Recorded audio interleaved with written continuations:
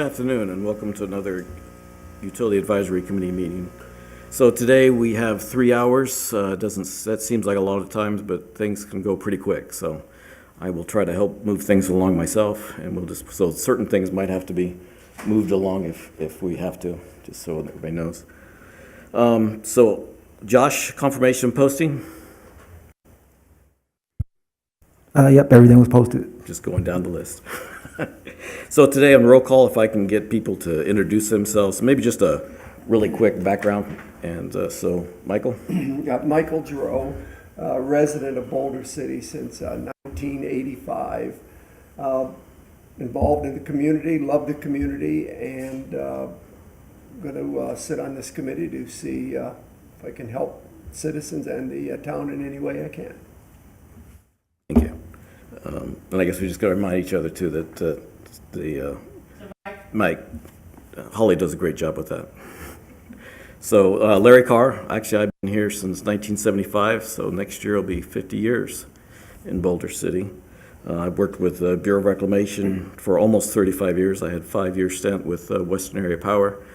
And then I started off as a draftsman, and I ended up my career of 20 years in power. And so and I've been on the committee since I started with the ad hoc in 2018. My name's Kenneth Howell. I've been around Boulder City since 1988. Worked down at Hoover Dam for 30 plus years.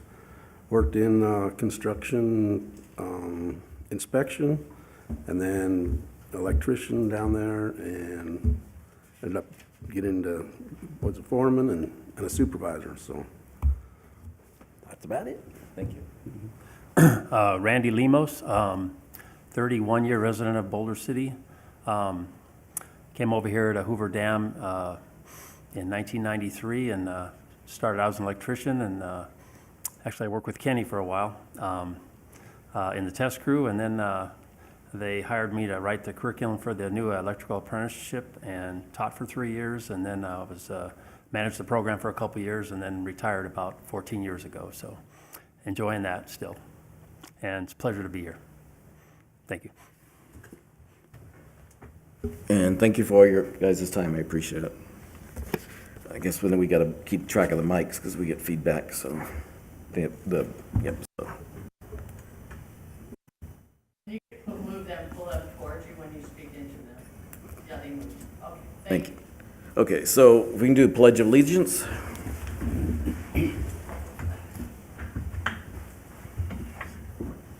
Pledge allegiance to the flag of the United States of America and to the republic for which it stands, one nation, under God, indivisible, with liberty and justice for all.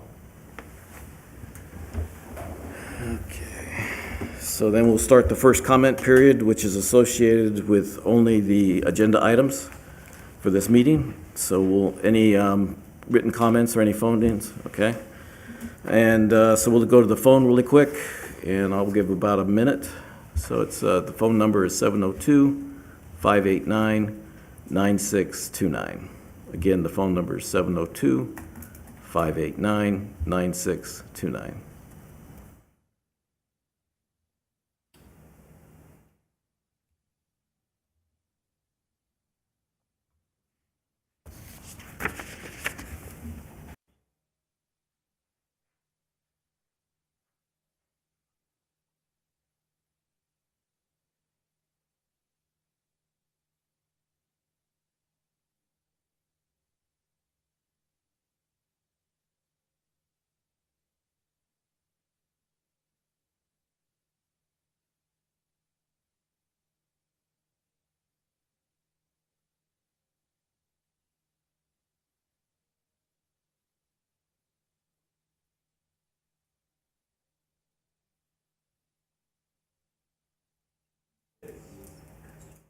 We'll close the first comment period, and if anybody has anything, then we can discuss the last comment period.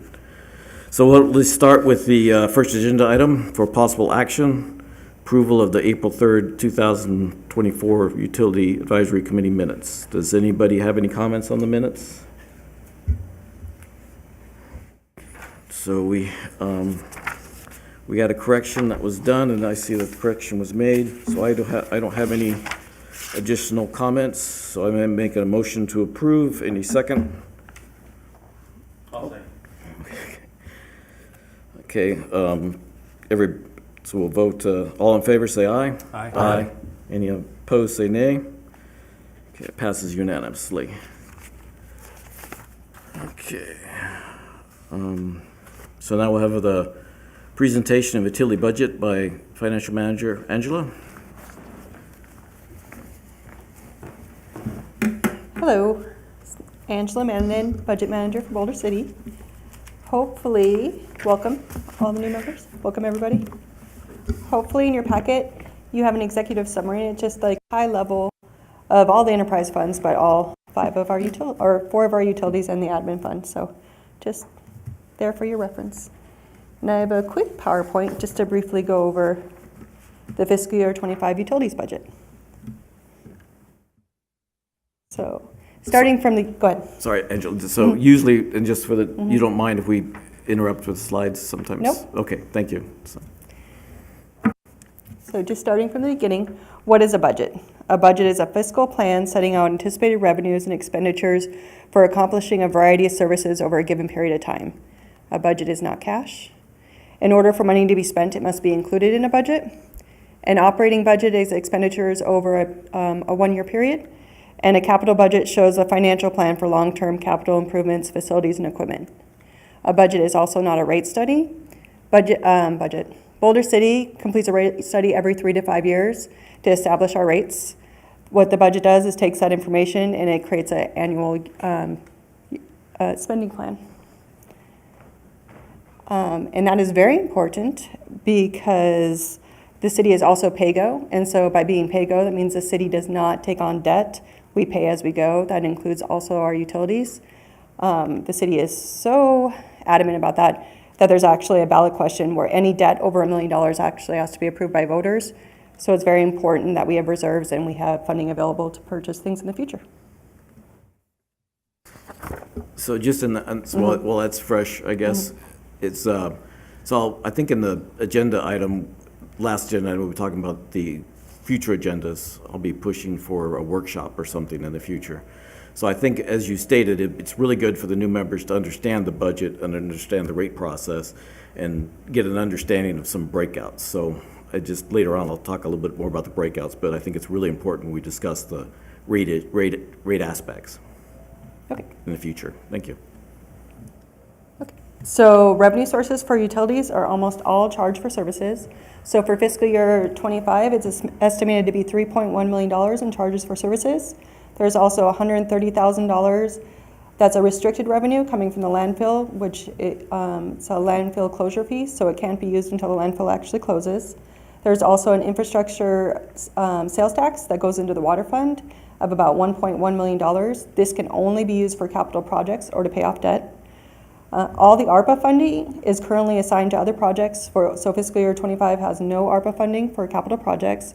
So all capital projects, everything for the fiscal year 25 budget is all paid just through charges for services. So just one comment on that, just to make sure everybody on the committee knows that the ARPA was only allowed for the water and sewer. So no ARPA money was for electrical. Yes. Thank you. Going on to the Utilities Admin Fund. So the Utilities Admin Fund supports the 4 other utility funds, and it has a net zero revenues and a net zero expenses.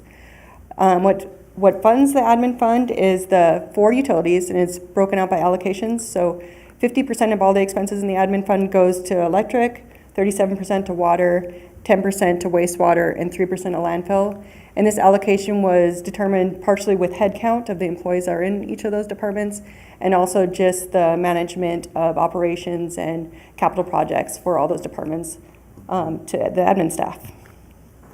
And so for fiscal year 25, the cost of the admin fund is $4.7 million, and it's broken. And as I said, it's paid by the 4 utilities. It includes an interfund expense to the general fund of $1.5 million, and this is to offset the administrative support that the general fund supplies to the utilities funds, such as payroll, accounts payable, accounts receivable, purchasing contracts, many other things. In our most recent cost study, the administrative support that's given to the utilities from the general fund is about $2 million. So even though it's 1.5 million, it's still less than the services that are provided to them. So a quick breakdown of the actual cost in the admin fund. So the largest portion is central services at 41%, and then administration at 34%, and billing and collections at 25%. So starting at central services, it's $1.9 million, and of that 1.5 is transferred to the general fund for services. $423,000 is for insurance that covers all 4 of the utilities, and also $46,000 is for software that provides support to all 4 of the utilities. The administration is $1.6 million, and this is the staff that supports all 4 of the utilities. And of that 1.6, over 1.5 is just salaries and benefits, and 30,000 is operating expenses. So there's a total headcount, if you look at it, of over 8 employees inside the administration of the utilities. And this includes the utility director, the utilities analyst, the utilities engineer, the department secretary, the conservation specialist, and it also includes a portion of some of the general fund employees, such as the CAD designer, the city engineer, the technicians. So in total, if you round up those hours, it's about a little over 8 people. And so billing and collections is $1.1 million, and of that, $838,000 is for salaries and benefits of the 6 full-time employees and 1 part-time employee. $355,000 is for operating costs, and of those operating costs, $88,000 is for printing and distributing just the utility bills. $50,000 is for software, and $150,000 is for service fees. So it's the bank merchant fees for people paying their bills with credit cards. On that really quick, so I'd asked before and to see what the committee thinks. We can go back to the slide really quick. I think it actually, doesn't it make more sense to put the insurance in the admin area, because that's for the utilities. The central service is based for what the city's needs are, and I would think that the insurance would be based on the No. city. Isn't the insurance based on the utilities? Yes, so this is central services for utilities. This is not central services for the city. So this right here, it's central services is strictly utilities, has nothing to do with the city. Okay, well, this is what Yeah. I'd like to talk about in the future, to sort of break it down a little more, so, because you did a great job explaining more than we've seen sometimes, so I appreciate that. But I think if we can talk a little bit more and get a little more understanding, so we can, because this has gone up, it went up $1 million from last year, went up 700,000 from the budget in the rate study. So it's something that would just be nice to understand and go through. So like I said, you did a good job explaining it, but if we can just sort of go through. And so if we do have an issue with the rates and we're tight, then even $150,000 that is being charged for a credit card that not everybody uses, maybe that's something we can look at. So those are things that just, if we can get into detail, but thank you for bringing that up. It does help. Thank you. But just staying here real quick, so the central services and administration, the difference between these two right here is administration is all the staff that supports the 4 utilities. So it's really just staff time for the most part, and then that's why the insurance, the interfund reimbursement to the general fund, and that software that supports the 4 utilities are separate. if But that isn't makes the sense. central services mostly salaries too? No, central services on here, it has no salaries in it whatsoever. All central services is that $1.5 million reimbursement to the general fund, the cost of the insurance for the 4 utilities, and also software that the 4 utilities use. No, I know, but the 1.5 has salaries associated does. with. Yes, okay, that's just. Okay. Thank fair, you. The fair. Oops. So now looking at the electric expenses, as you can see from the graph, the highest expense is just the purchase of power at 32%. Capital projects are at 27%, and operations are at 21%. So starting with operations, it's $4.3 million. Of that, $2.8 million is salaries and benefits. $1.5 million is operations, and in that operations funding, $800,000 is for maintenance of our electrical infrastructure. The purchase of electricity is $6.7 million. And then non-electric is $301,000, which 115 is salaries and benefits. That is a weird title, non-electric, but it's really servicing our streetlights. And then the interfund reimbursement to the utilities fund admin fund, which I mentioned earlier was 50% of that expense, is $2.3 million. Capital, go ahead. So I'm sorry, 301,000 is to cover streetlights The servicing of streetlights, yes. per year? Yes. Okay. That seems like a includes light lot of- bulbs, that includes maintenance, that includes, yes. Okay, thank you. Okay, and then, okay, so capital projects for fiscal year '25 is $5.7 million. Depreciation is $1.5 million, and depreciation is not cash. It is required by NRS 354.517 to be included in any enterprise operating budget. It is not included in the rate study's cash flow. So when they're determining rates, they're not looking at depreciation. Enterprise funds assets are not expensed all at once, but over the lifetime of the asset. And depreciation can also be a good indicator if constantly a fund's expenses are higher than revenues. When depreciation is included, it can show that we're not saving enough money in the future to replace these assets. So looking at the water fund budget for fiscal year '25, again, the largest cost is the purchase of water at 41%, and then the next highest expense is the debt at 16% and operations at 14%. Looking at operations, it's $1.8 million. Of that, $1 million is salaries and $800,000 is operations. Of that $800,000, $550,000 is maintaining our water infrastructure. Purchasing water is $5.5 million. Our debt service is $2.1 million for fiscal year '25. So the city and utilities only has one debt, and it's for the purchase of the raw water line. It currently has a little less than $14 million left in the debt. It's at about just a tiny bit over 2% interest, and it will be paid off in June of 2031. And it's been determined that it's not in the utility's best interest to pay it off early because the interest is so low. We're earning more money with the money in the bank than if we were to pay it off.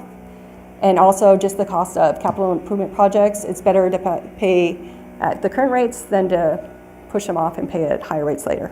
But if we were to pay even half of the amount, because in the city manager report, you say you pay it in December and in May. So I'm assuming you pay the interest in December and pay the rest, and pay the principal in May? No, so when we went into the bond, it was agreed we could make principal payments early. And for a couple of years, we were making $600,000 principal payments early, and we were doing it at the beginning of the year to avoid all of the interest. The contract did not say we could alter our main principal payment and our interest at different times. So we do pay interest, half of our interest in December and the other half with the principal payment in June.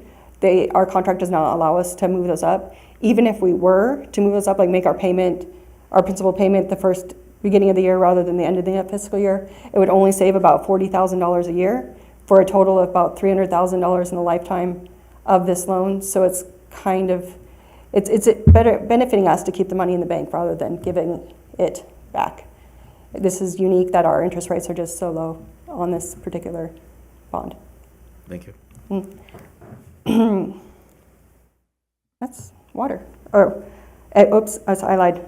Capital expenses in water for fiscal year '25 are $800,000, and depreciation is $1.3. And I also skipped the interfund reimbursement to the admin fund is $1.7 million, which is 37% of that expense. So moving on to wastewater, the largest expense in wastewater is operations at 39%. That's just over $1 million. $550,000 of that is salaries and benefits. $540,000 of it is operations. Of those operations expense, $375,000 is maintenance of our wastewater infrastructure. The interfund reimbursement to the admin fund is $477,000, which is 10% of that expense.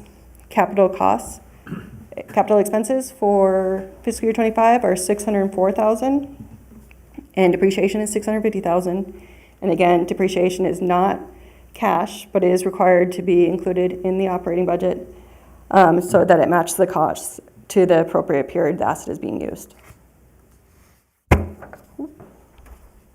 So now landfill. The largest cost in landfill is the contractual services at 82%, which is about $1.2 million. The operation cost is about $101,000, which is mainly permitting. The transfer to the interfund admin fund for the utilities is $143,000 or 3%. And capital expenses are 0 for fiscal year 25, and depreciation is $20,000. So that is high level utilities fiscal year 25 budget, and I'm happy to answer any questions. Any questions or comments? I guess I'd just like to mention again, if we have time to go into it in more detail at a different time, just to remind the new committee members, I don't know if you follow it or not, but we're how much are we saving this year with, about $5 million that's less in purchased energy for electric? Compared to last year? Yes. Yes. And I think the future we're still hoping to be reduced. So it's something to think about that this could be something to deal with the rate. You know, if we say 5 million this year and 5 million next year, then the rate might look differently for even 26. So so the more we understand, the better off we can look at rate adjustments. So that's why it's really advantageous that we can talk more about rates and overall and get more into the budget detail later, but sooner than later. And so, the rate study, budget, totally separate. So the rate study is like over a period of time. The rate study establishes what we're going to charge. And so it establishes what the revenue, what the funding sources will be available for the budget. So the budget does not establish the rates. The budget takes the information on the rates and creates a spending plan. I did have one question. Looking at the city manager report, they were showing that there was some revenue associated with the admin fund. It's actually pretty large. It is the interest for all the reserves are sitting in the admin funds because the reserves can be used for any of the utilities. At the end of the year, we actually do a true up, so the admin fund will go to 0. So as much as we budget, like the interfund, we said it was $4.7 million. That was with no revenue going in, so it would be a little less. So the expense we said that would hit each utility fund would be reduced. If that Okay, makes so sense. that gets trued up at the end of the year? Yep. Okay, yeah, because during the city, looking at it in the last 2 years, it looks like just the budgeted amount is transferred over. And so then it's trued up at the end of the year. Okay. Yes. Thank you. Thank you, Ice. Okay, so we will close out item number 2, and we will go to the agenda item number 3, status update on progress and development of ongoing capital improvement projects. Good afternoon, committee members. Good to see you all. Bill Bruniga, utility engineer working for Joe Stubitz, utility director. I had an eye procedure last week, so I apologize for the distraction. I may or may not wear these next time. Capital budgets. So continuing with Angela's great presentation on the budget overall, within that is the CIP, Capital Improvements Program. You've got a printout in front of you of our current list of CIP projects. Do you all have it? You got it? Okay, good. Where this comes from the city manager report that's issued every month and goes to city council every month. So that's what you have right here. So it's a monthly cycle.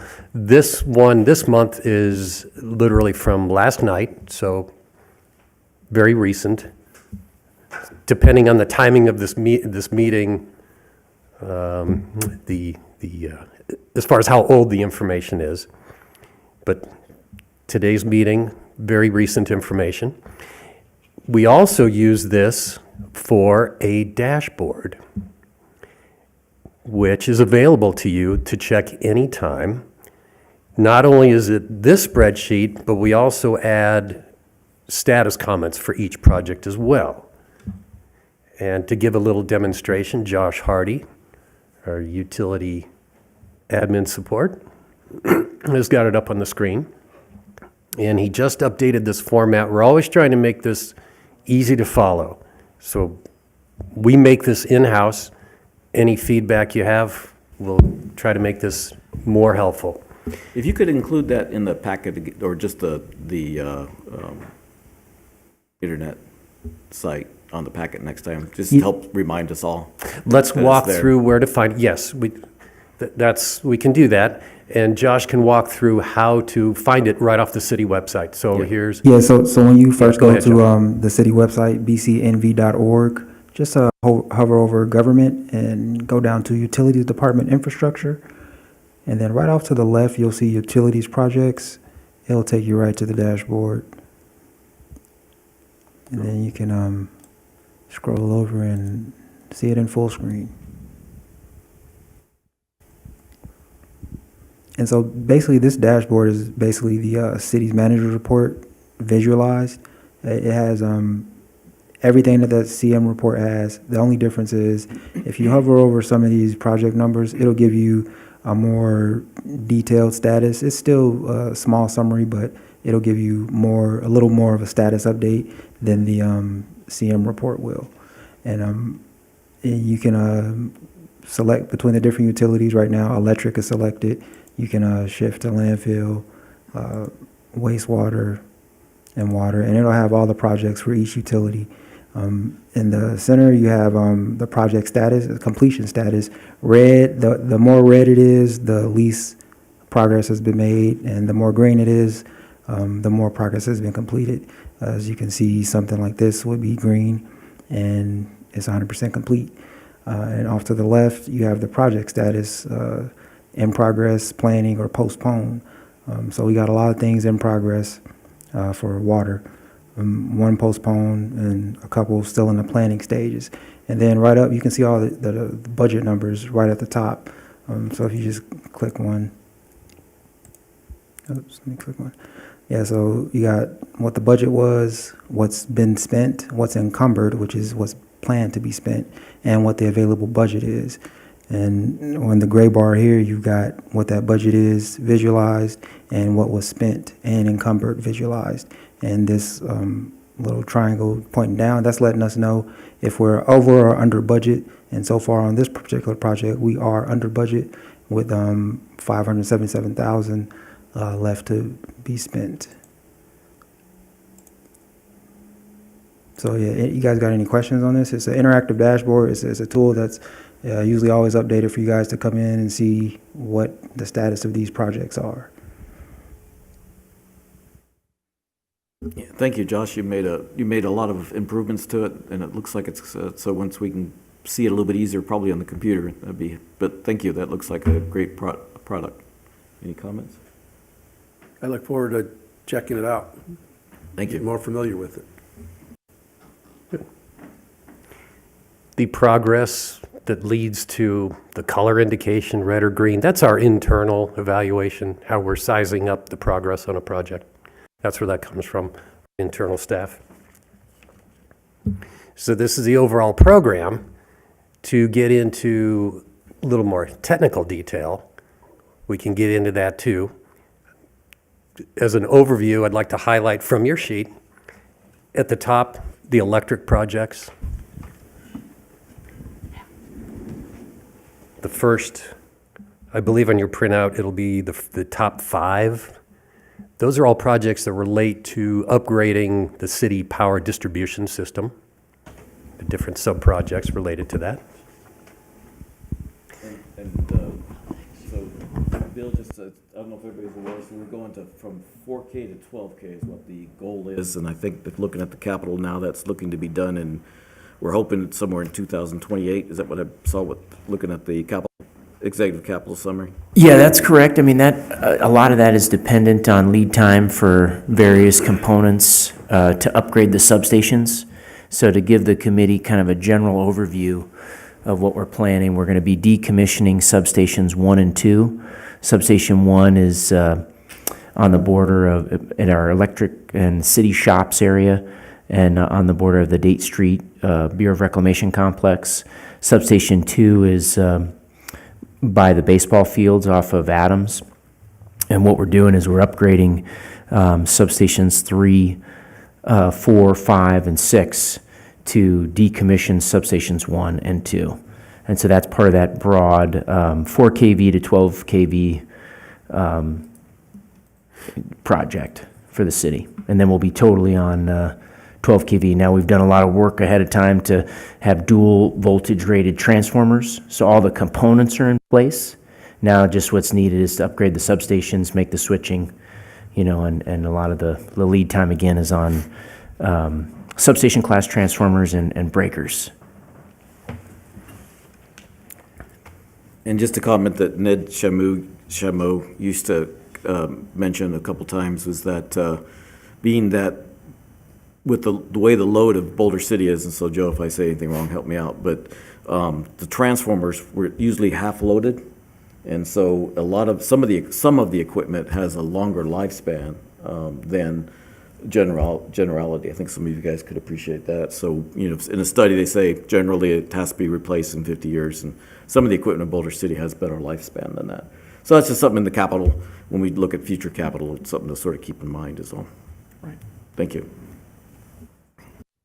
Okay, good. So those top few projects relate to circuits and feeder lines, but then, as we just talked about, then we get into the big major projects, which probably to focus on, as we said, Substation 3.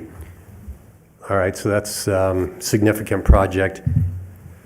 Some information. We are basically hired CRC, Colorado River Commission, to manage this for us because of their expertise with substations.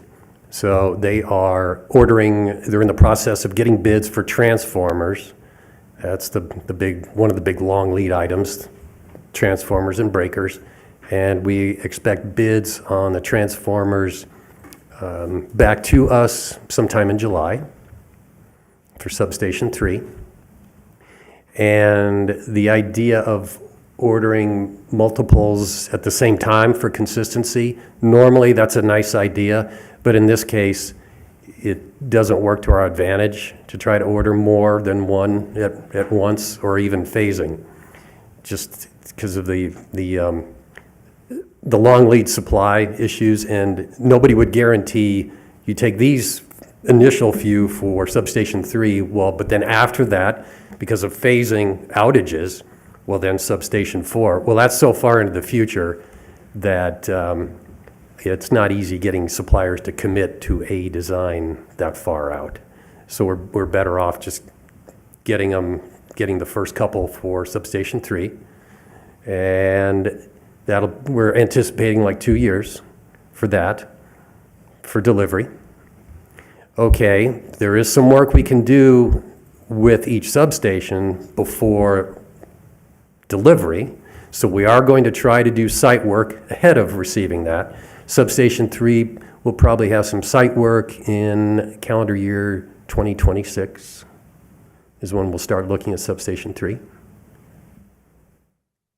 And there'll be the transition of shifting loads to the other substations, decommissioning, disconnecting, equipment removal. The site layout is still in process because the strategies of managing the specific piece of land versus outages versus the final configuration, we're still working that out with CRC in the meantime. Are the transformers that are coming in that will be ordered, are they to replace existing transformers, or are they new ones that we're going to be adding to the system? Or Replacements. Okay. And are they bigger than what we currently have? Yeah, rating-wise, we're They're 25 MVA on the highest rating. And so the idea is that the transformers are going to get a little bit bigger at substations 3, 4, and 5. And then we're going to take the transformers from 5, move those down to 6, which will be a little bit bigger. We're going to reuse those transformers from 5 at 6. And then taking substations 1 and 2 offline will give us what our current needs are, as well as a little bit additional room for growth down the road. okay. Any questions on electric? That's the big summary for electric. I guess, so we're looking two things, I guess. So we're going to be pushing So substation 4 is on there, so I guess I can ask that, because we'll have to talk more about the capital later. So if it's 26, we're talking 2 years of push out. So we're pushing 4 out that time frame also? So we're saying it won't get started until 2027? I'm assuming? At the worst, you know, if we can work with CRC to place another order and get the configuration of Substation 4, do as much as we can. Earlier than that, we're viewing them together, so we want to do that as much as possible to not delay that much. Okay, yeah, because that was part of 25's budget, was the first installment for Substation 4, excuse me. 2 million was set aside in the budget for that. So okay, so I guess we'll talk about that more in capital in another meeting. And again, as Angela said, these are ongoing budgets.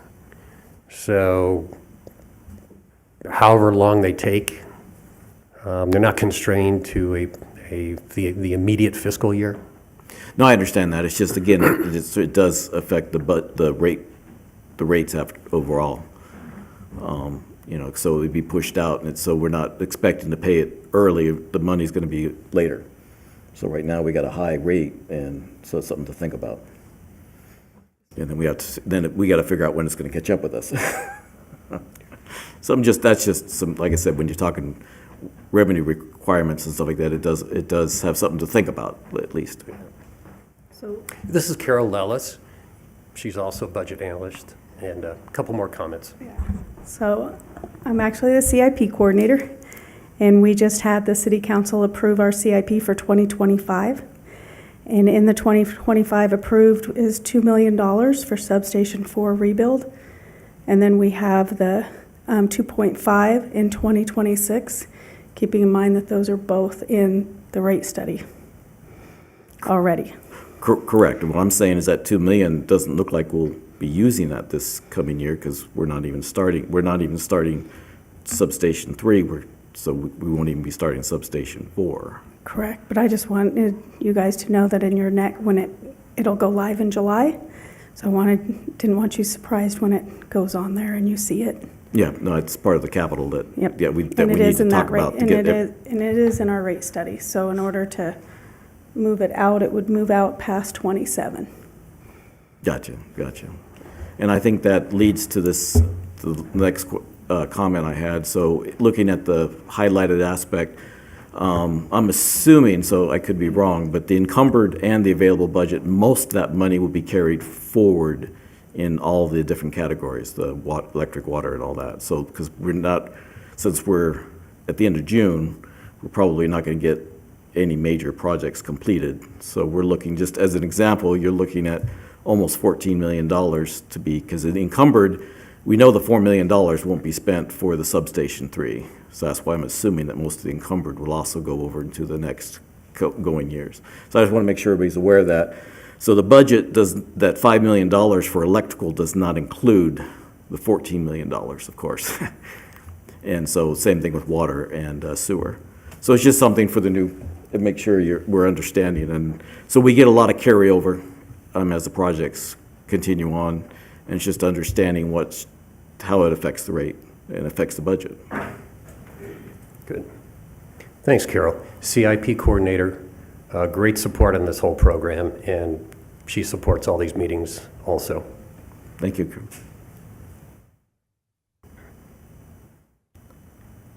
Looking at the group of water projects, their project names are pretty self-explanatory. One that's kind of a big hitter to keep your eye on is what we're calling copper service replacements. So that went in the budget in 2020, and we've been adding money to that. And what that is the service lines for water to houses over various eras have needed replacing. Just as the latest example, we're going to go into the Del Prado neighborhood, $400,000. So you will see this one ongoing. That's usually replacing PVC from the mains to the meter that have failed or having problems, and we're replacing them with copper. So when you go around town and you see the cut marks in the neighborhoods, in the streets, in the pavement, that's what a lot of those are. Southwest Gas is actually having a similar situation. They've had to replace a lot of service lines to houses. Certain plastics from years past have failed all over the valley, and so Southwest Gas has got similar service line replacements all over town.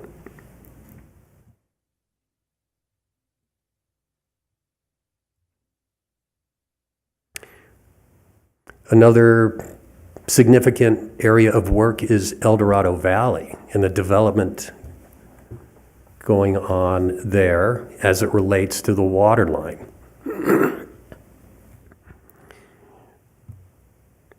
Right off the bat, we've got the item called El Dorado Valley Line PRV design. So that water line has a pretty significant elevation change, which means we got some pretty high pressures in that water line going all the way down to the gas-fired power plant and the solar plant, which means pressure reduction station along the way. Well, we've got one PRV station, but we actually need 2 more. So that's what that program is. We've got some really high pressures down that line. And then as more facilities go in, more flow rate, and then we get into domestic water versus fire water flow, and managing all of those quantities and flow rates is something we're working on right now for supporting development in El Dorado. Now, is there a chance of getting money from the new developers down there? Yes. Okay, that'd be great. And I guess, so also, so I can keep track of it too. So we have 2 lines going down. And One. We have 2 lines of water going down to the El Dorado Valley. Just one. Well, you have one that's going part way then. There's a new line is it going to nowhere? Correct. Okay, so we're just talking about the existing line that we're talking about. And so will the new line be incorporated in the near future to help with this, or is that not needed? It's available. Timing-wise, I don't know that I'd call it near term, but yes, it is out there, and it might be a part of this overall program of managing water down to El Dorado. So does that line only go to the I-11? Is that how far it goes? It doesn't even quite go that far. It's in that direction, going west. That first segment was put in with available funding and is awaiting extension, pending development plans. Okay, thank you.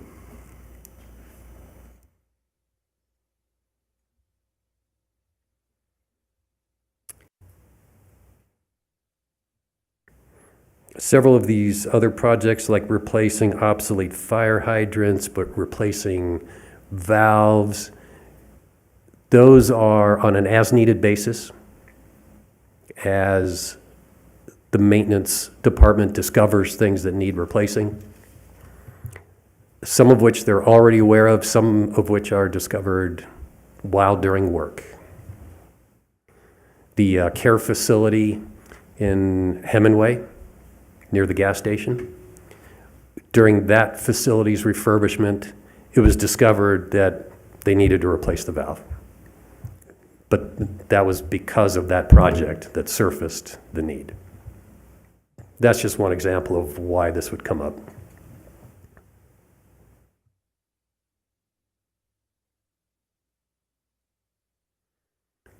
Glad to answer any other questions about water projects.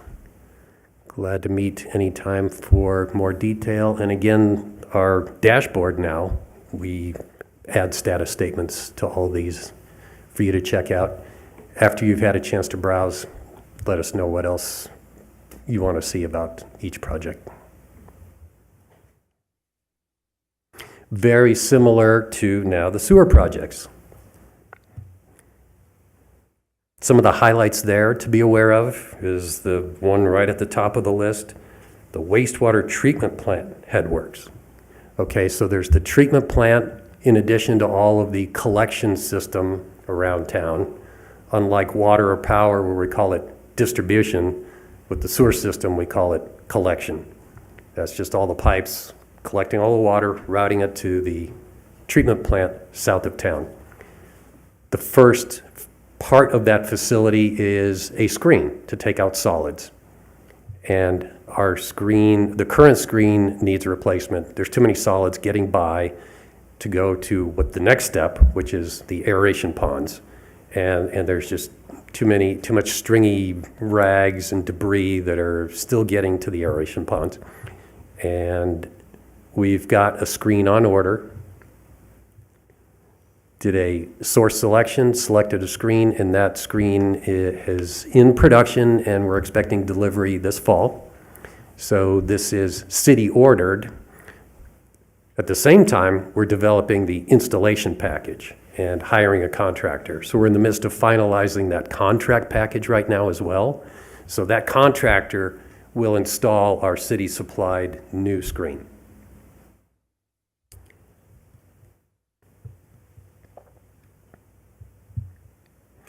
We've got some sewer mains that need rehabilitation around town. One that was pretty significant that we did last year, Foothill Drive over in our light industrial area, the very far west end of Foothill.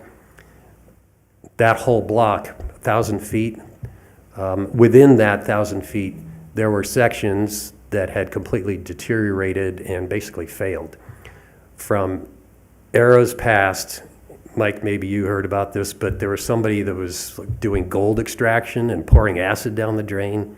There's a lot of folklore, but the net result is parts of that line were eaten out completely. So that was a big project. That was a $400,000 project. That's an example of the kinds of rehabilitation. That's the worst example. We don't have anything else that we know of that's quite that bad, but that's what that budget is for. We've got smaller scale projects around town, just old facilities where the pipes need replacing, and so that's where that's covered.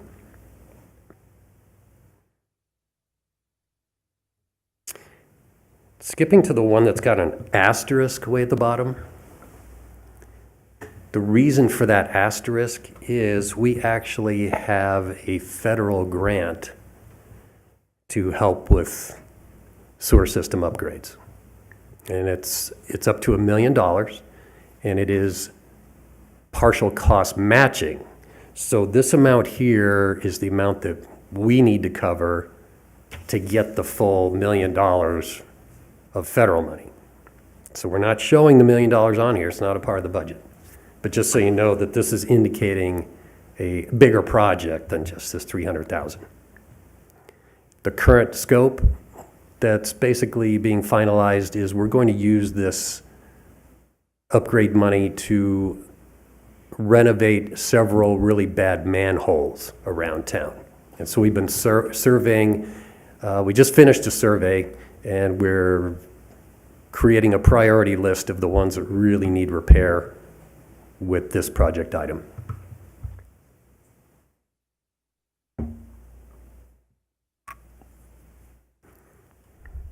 Sewer system highlights. We also used one of the budget line items.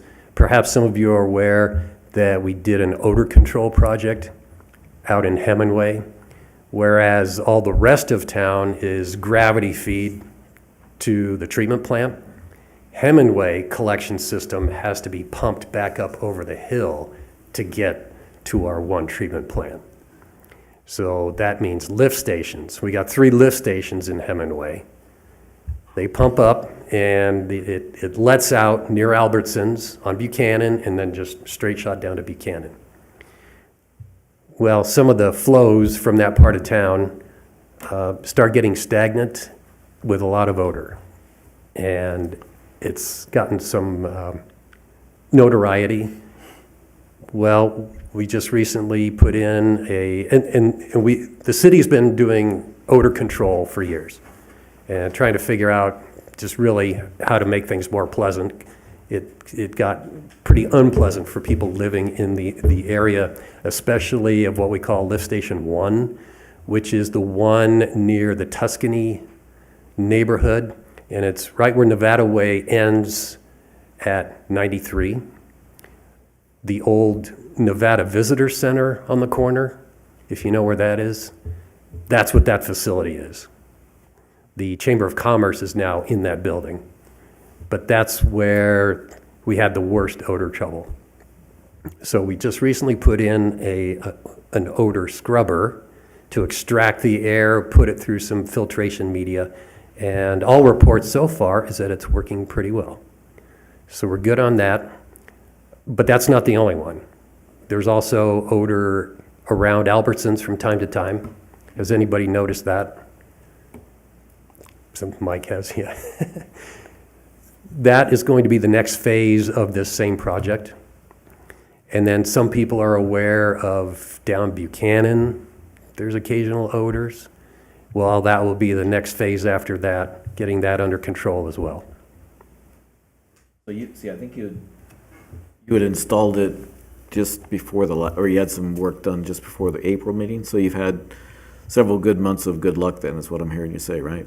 So far, you've had a couple months of data for the Station 1 lift with the odor control. Yes, yep, yep, correct.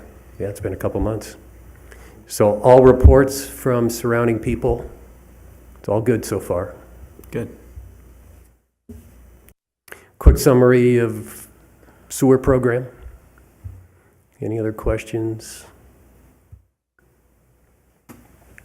The next big part of your handout, landfill. So it's kind of unusual for a city in this region to have their own landfill, which we do. We have a large amount of land area designated for landfill. The operational part of it is one small area within. And as it fills or spreads out, it does require management. It does require a budget to do things like put a perimeter road, which is regulatorily required for inspection and trash control. Well, so we've got a road project that relates to that. Also a fence for trash control, access control. And as the operation spreads out, we need to redo the fence or expand it. So that's ongoing as well. And this is all within a phased approach. We kind of anticipate for the next several decades how the landfill is going to expand into that overall footprint. So that's when you see phasing plan, that's what that's referring to. Over the decades, we've highlighted which areas will be next to operate within out at the landfill. So the operator is not just deciding on his own where he's going to put refuse. It's within the phasing plan. And it is inspected by the state. And so they are on top of making sure we do these things.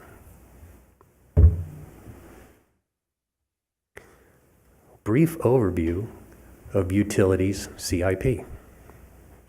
Does anybody have any questions or comments? Okay, seeing none, then thank you, Bill. Thank you very much for the update. Good. Appreciate it. And You're thank you welcome. again, Josh, for the dashboard, and have to take a look at that. Thank you. Okay, so that will close out item number 3, and we'll go to item number 4, update from Utility Director Joe Subich regarding water and power consumption.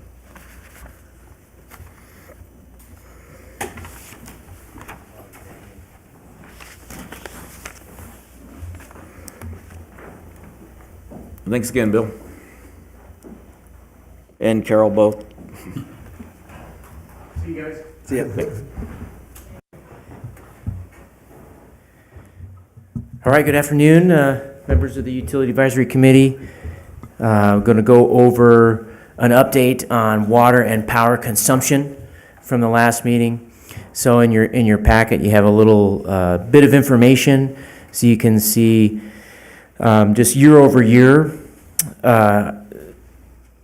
This year, for the month of May, our water deliveries has increased by just over 5% compared to last calendar year. Sorry, Joe, is there anything to put up on the slide? There was just a few things, I think because. Unfortunately not. It's in your packet. I don't have anything kind of display on the, Yeah, on the slide, but nobody has a computer and nobody has it written. So I guess we'll just have to go from what you say, because none of us has any hard copies of that, Okay. that I can Apologies. see. So, Yeah, so I'm just going to read the background information from the packet. okay, thank you. Okay, for the month of May 2024, Boulder City's water deliveries from the Southern Nevada Water Authority, SNWA, increased by 5.1% compared to May 2023 usage.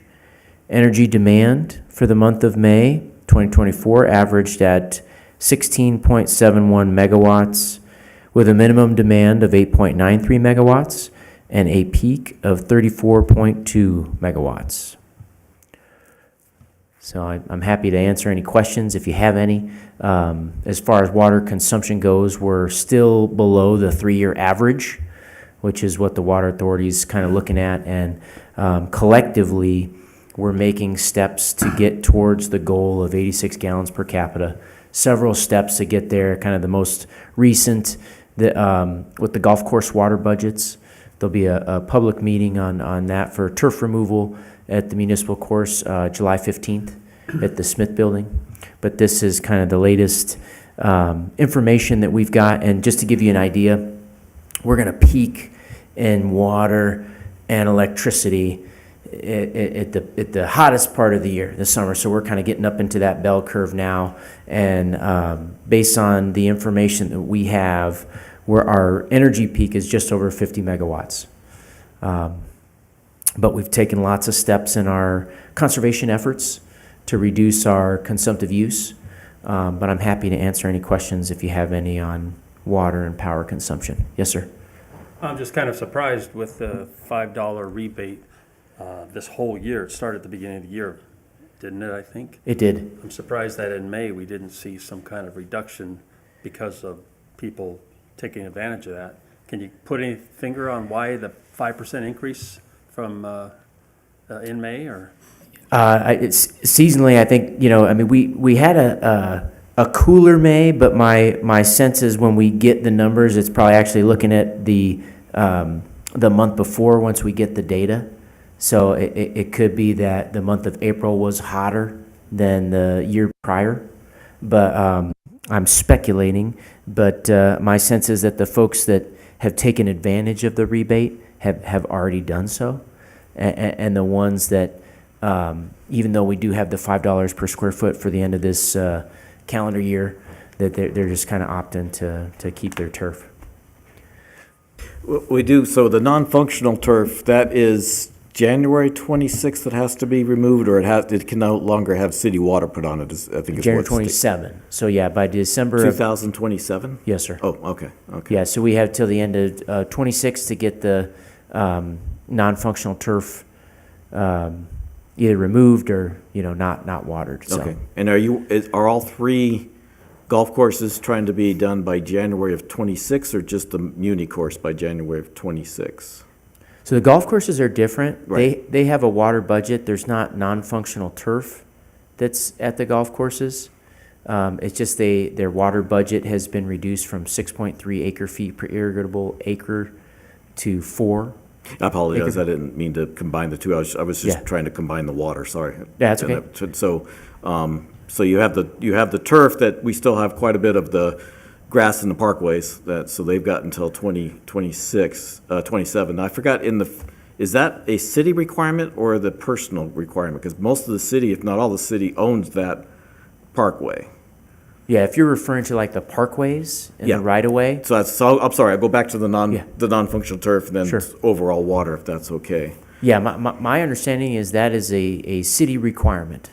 Okay, Yeah, so and then then we'll- they'll start, so that closer to 27 is when probably start looking more closely at Well, that. we'll have or to- 26. What we're doing now is we're addressing the non-functional turf in the parks. So it's a little bit of a misnomer, but you know, the simplest way is you know, parks that, or grass that's not being used.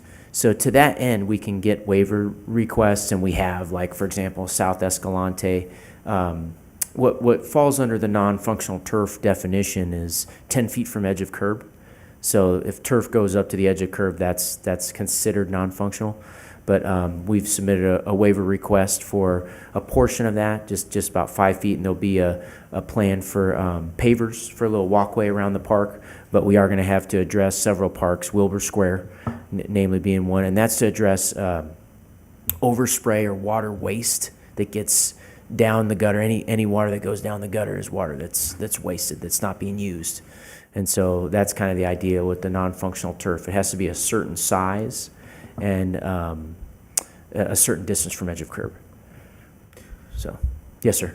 Is that water, I mean, is that lawn that's in the ditchway, I guess, going down towards the lake on the left side when you're going down that whole stretch of turf, is that going to go away? Is that non-functional turf along the You talking about drainage ditch? Hemingway? Yeah, so, you know, I'm not certain if that is non-functional turf or not. I had to kind of go back to my notes and see a portion of it may be considered up to the edge of the drainage channel. We are looking at options, and forgive me, I don't know the name of the product that we're using, but we're using some of it at, I think it's Carapia, as I think the name of it, at Veterans Park, but it's a succulent of some sort that grows and is similar to turf, but it doesn't require the amount of water. And so we're looking at that, experimenting with that at Veterans Park, and that may be a location where we look to employ that product. And you said that this isn't a SNWA requirement to take out all this non-functional turf? I thought it was. It's a state requirement. Yeah, so it's either you stop watering it or you take it out. So ideally, we would want to replace it with something that's, Right. you know, but the law is that we can no longer water it. So worst case scenario in a particular situation like that is that we just stop watering that grass. Well, the one thing, if I can help with the Hemingway issue, that's in the flood control. So it depends on what you're looking at for ground cover and what the city and the flood control district might decide which is the best usage of that area or what's the best way. And then but I think we would be able to get some help from the flood control to cover that cost. Yeah, that's true. Thank you, Chairman Carr. That grass, my understanding, the reason that was put in that area was for flood control. So that would be an instance where that would be functional. Yeah, I remember when they put it in. It's a lot of years ago, but it's really not used for much than people just walking their dog in the channel and going up and Sure. you know. Yeah, I thought for a while there they stopped watering it, but then I noticed that it's still being watered. It's ground control. So if you do have a flood, you have less, sorry, I just forgot the word, but you don't have as much erosion. So it's erosion control is what that is. So it's less functionality for people and more for functionality of erosion control. So whether you use riprap or something like that. So I think at that time, they were looking at grass. So the city and the flood control might decide that riprap or, like you were talking about with the succulent, Right. might work better. But at least right now, that's more dealing with flood control, and it is. So there is some I didn't confusion. realize that, yeah. And on that part, so, but these are great questions, and I think the more we can understand, then the better off we can see, and what we would expect for water reduction. So, because I think that's because what are we using about, we're still under 10,000 acre feet of water in Boulder City, right? Right, yeah. Last year we were, I think, under 8,000. We were in the 7,000 range.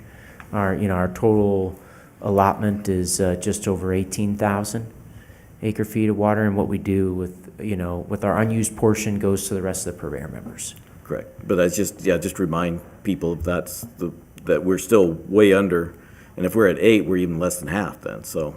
Correct. We are doing a certain amount of conservation already, and I think that's what the old committee members have pushed, is just our low growth has the conservation measures in itself, and so, just as a reminder. Are we doing any recycling at all with supplying wastewater to the solar panel places, or is it pretty much none right now? I know there was some construction, you guys were using some, right? For when construction is occurring, we'll use it. A small portion of the treated effluent goes to the rock quarry. But you For- still have, yeah, okay. Yep, but my understanding is that eventually will go away because that, I believe that area has been purchased, Yeah. and that area is going to be developed. Any other questions on kind of water and power consumption?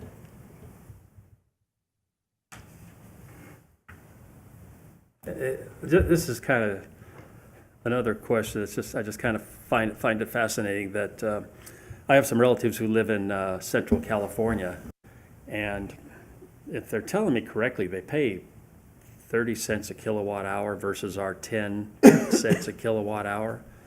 I was just curious about electric cars and how somebody can utilize an electric car and pay 3 times for the power of it that we pay, and yet they only pay maybe 25% more for gasoline than we pay. And it must be, you know, the miles per gallon of an electric car over there where they pay that much for electricity must be, I don't see how they save anything. It's just kind of crazy how, I mean, just in looking at it, and I'm not sure if my relatives are accurate in what they're telling me, you know, but just amazing how little we pay for power here and how much cheaper it must be to run on anything electrical, especially a car, versus gasoline, comparing the two. We are looking at ways to get that data. You know, as far, we don't know quite how many electric vehicle are being charged in private residences. We're looking at expanding that capability potentially here in town, seeking grant funding for that, just to prepare for that need.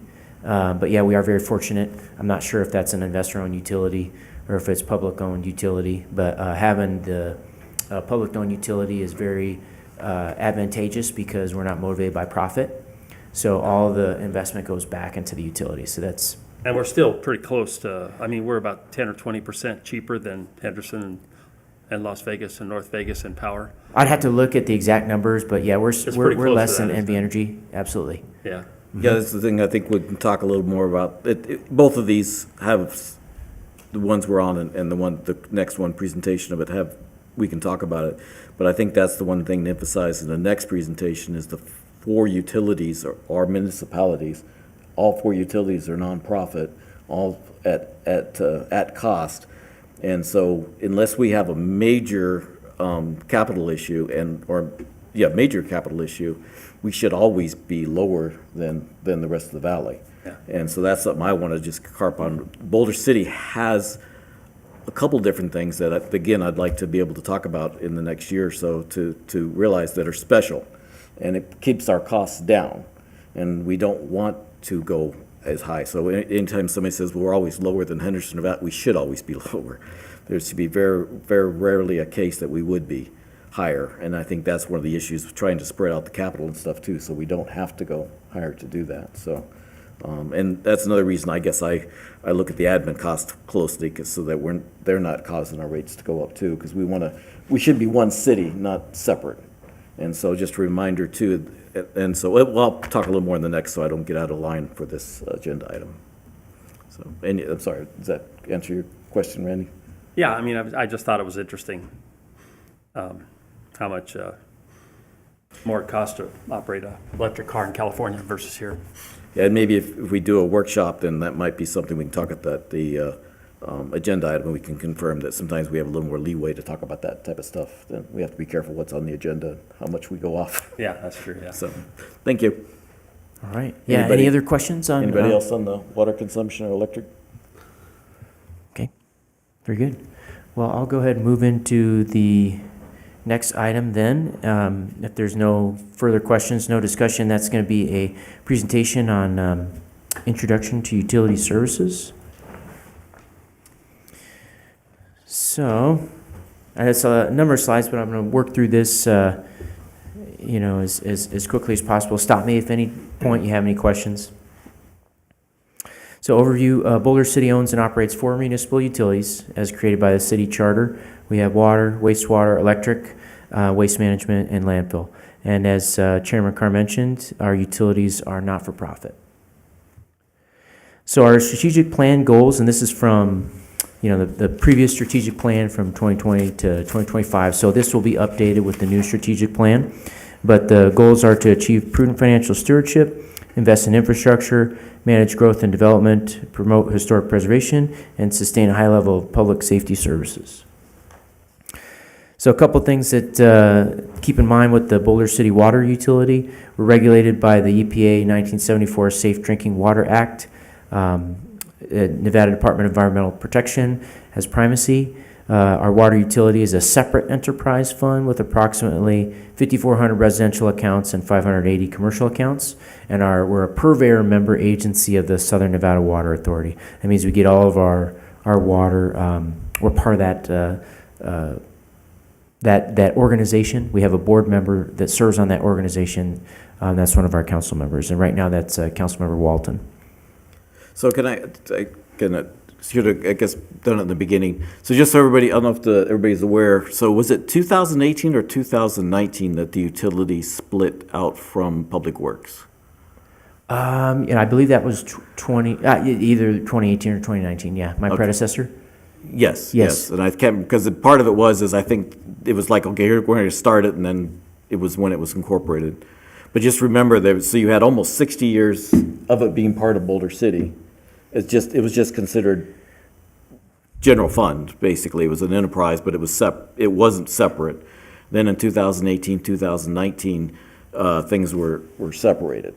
And so a new utility director, a new analyst, and things were separated. And so they've been working with, and that's where I think the admin funds have been being changed and stuff over the years to modify and look at different things. So again, as we go forward, if we can try to discuss some of that, because it does have an impact on rates. We just want to try to make sure that utilities are paying their fair share, but also realize that utilities are helping the city too. So, we don't want to be charged and the rates to go up to compensate for some other city aspect, because we do not get anything from any of the solar leases anymore. There was a little bit through a vote, but we don't get that anymore. So it's just things like that I want to talk about in the future, but it's something I think as we go through, just keep that as a reminder. Sure. Okay. So a little bit of history on Southern Nevada Water Authority. Joint Power Authority started in 1991. Several member agencies, purveyor member agencies are listed there, and they provide Boulder City with wholesale, raw, and potable water for retail sale. And if you recall from the budget presentation, the only debt that we have is the debt on the raw water line, and that's coming from the River Mountain Treatment Facility. So the Water Authority provides Boulder City with all of its water quality testing. We don't do any of that ourselves. They manage Southern Nevada water resources, and they manage comprehensive conservation and drought contingency plan. So they submit to the state a drought water usage plan every 5 years. So that's coming up. They work with the member agencies on that, and they also manage and operate the regional water system. This is a picture of Lake Mead. As you know, the elevation has gone down quite a bit. This affects us both in our water supply, what we have available to us, but also our hydroelectric capacity at Hoover. So this is a graph that shows back from 5 years ago, metered water data. The dark blue is potable, and the lighter blue is raw. And raw is only used for irrigation.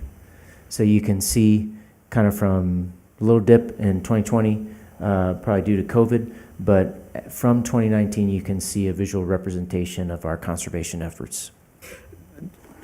Joe, in the future, can you show either acre feet or both? Because we usually talk in acre feet. So myself, it's easier to at least, follow the acre feet instead of 1 million gallons. Sure. And then, so we have a couple of commercial customers that are using raw, so all that's irrigation? The commercial customers also? Yeah, the commercial customers are Cascada and the Veteran Cemetery. Oh, okay. Yeah, so there's no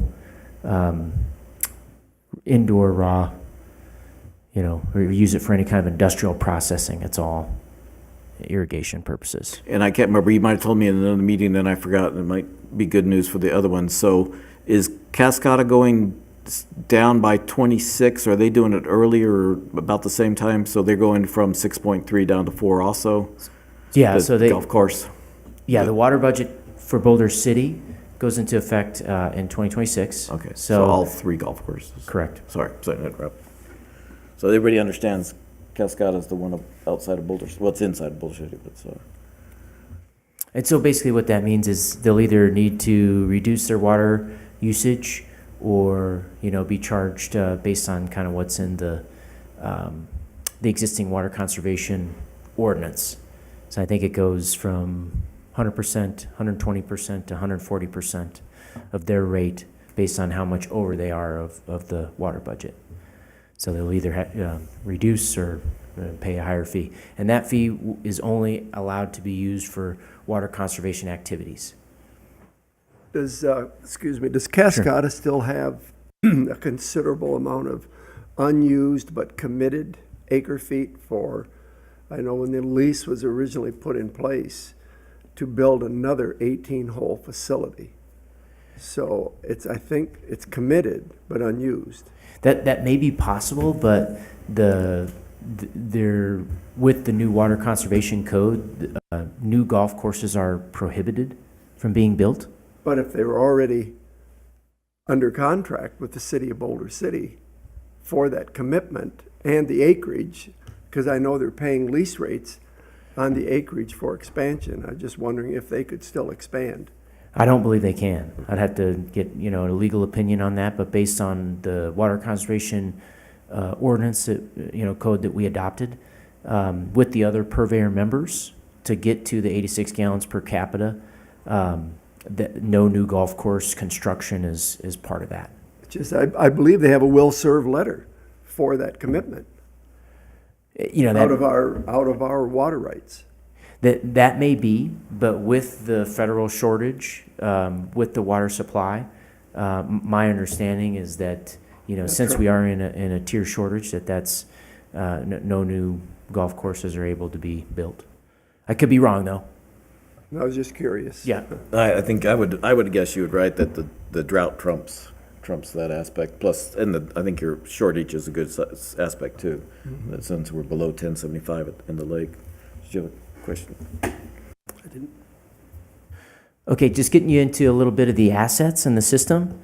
So we've got over 780,000 linear feet of potable water mains, varying in size from 2 to 24-inch in diameter, 43 PRVs, several hydrants, almost 3,000 valves, 6,325 water meters, and the operating budget, which is different from the capital improvement plan budget, that for FY25 is just a little over $12 million. And then, as Angela mentioned in her presentation, the FY25 capital budget is $800,000.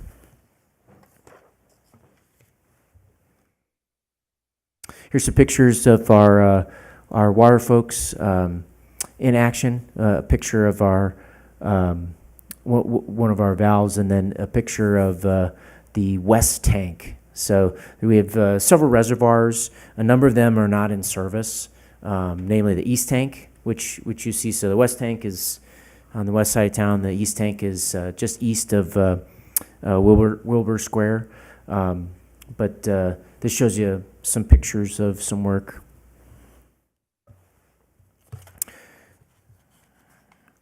Oops.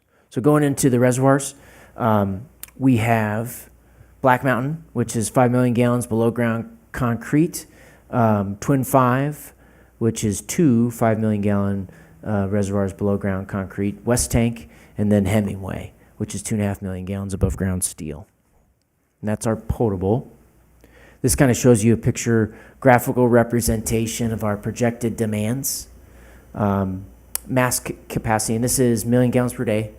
You can kind of see where we are, just a little bit above 15 to the 16 million gallons per day range, and then progressing up into the 19 million gallons per day in 2030. Joe, on this one, and then the raw one coming up, I'll just sort of do it for both. The raw shows a straight line. This one shows it going up. So you're looking at changing the irrigation with the municipal court golf course and putting that to raw still. Is that correct? We are currently exploring that, yes. Oh, it's not a definite. There's some issues and concerns with the system itself, if it's something that, that can be able to handle the amount of volume needed, especially during peak demand. Also, the consequences for the lack of turnover in the potable system, the municipal course really helps with that, especially in the wintertime. So we're looking at that. That's the goal, but it hasn't been decided. Okay, because I was saying with that, because I thought that was a done deal, so that would have reduced the potable sum, but even though it would go up, your next one being flat in the raw seems like it would go down, and that's what was in the rate study, because you're having the 3 golf courses are reducing, so I'll go to that one when we get there, but I just thought both of them would have a little different line with the water that's being proposed to be conserved. Sure. I mean, this is purely speculative. I mean, we can't predict the amount of growth that comes into town, but that's, what we kind of plan for, and, what we're anticipating potentially. So that's kind of what this graph represents. It's okay. Yeah, the reason I harp on it is because it's just, I think Boulder City's doing a reasonable job, and we get slammed for wasting water, and so I just try to point out that a lot of times we are, I think, looking at conserving more than it looks like. Yeah, I think big thing on this graph is not necessarily to. I appreciate the comments on conservation, but this is kind of more for infrastructure. If we have the capacity to grow to where we anticipate, and we do, and it's kind of the most conservative estimate, which mean the most growth. That's what you see on this graph. So, yep. So getting over to the raw water system and assets. So we got 6 raw water accounts. They're all used for outdoor irrigation. Over 82,000 linear feet of raw water mains, the same size as our potable. 8 PRVs, almost 150 valves, and the 2 reservoirs we've got for raw, Black Mountain and East Tank, which is, again, out of service. We would look to activate that, at least a portion of it, if we did put the municipal course on potable. And yeah, as you mentioned, Chairman Carr, the raw demand is flat. And, again, this is conservative, kind of best. Ideally, we would want that to go down. But, what this is telling you is that we don't have any need to add additional raw assets based on our projections, storage or distribution. But raw is still a big asset to Boulder City. So, because at one point it was looked at as converting that to potable as a backup. Are we still trying to keep our raw water, or is that still being considered at any point? We are still trying to keep our raw water. We are looking at the redundancy for potable. So, but there could be additional ways to get that, a new potable line, as a possibility, instead of abandoning the raw line and converting that to potable. Okay, it's just, because I think it adds a lot of value to the city and to the rate to keep the raw. Absolutely. Yeah. Water system asset management and planning. You could see when we had our last hydraulic model, 2017, so we're due for an update on that. And then the water system model was completed last in 2020. We had a condition assessment completed in 2020. That's what drove most of what you see in the capital improvement plan for the projects for water. And then just in general, we're working towards preventative maintenance. We need to get kind of a formalized plan implemented. We have one started, but typically it's been more of a reactive mode when it comes to certain maintenance activities. So So in general, the system is aging in certain areas. Majority of the assets are in our GIS, our Geographic Information System. We do need to capture additional data.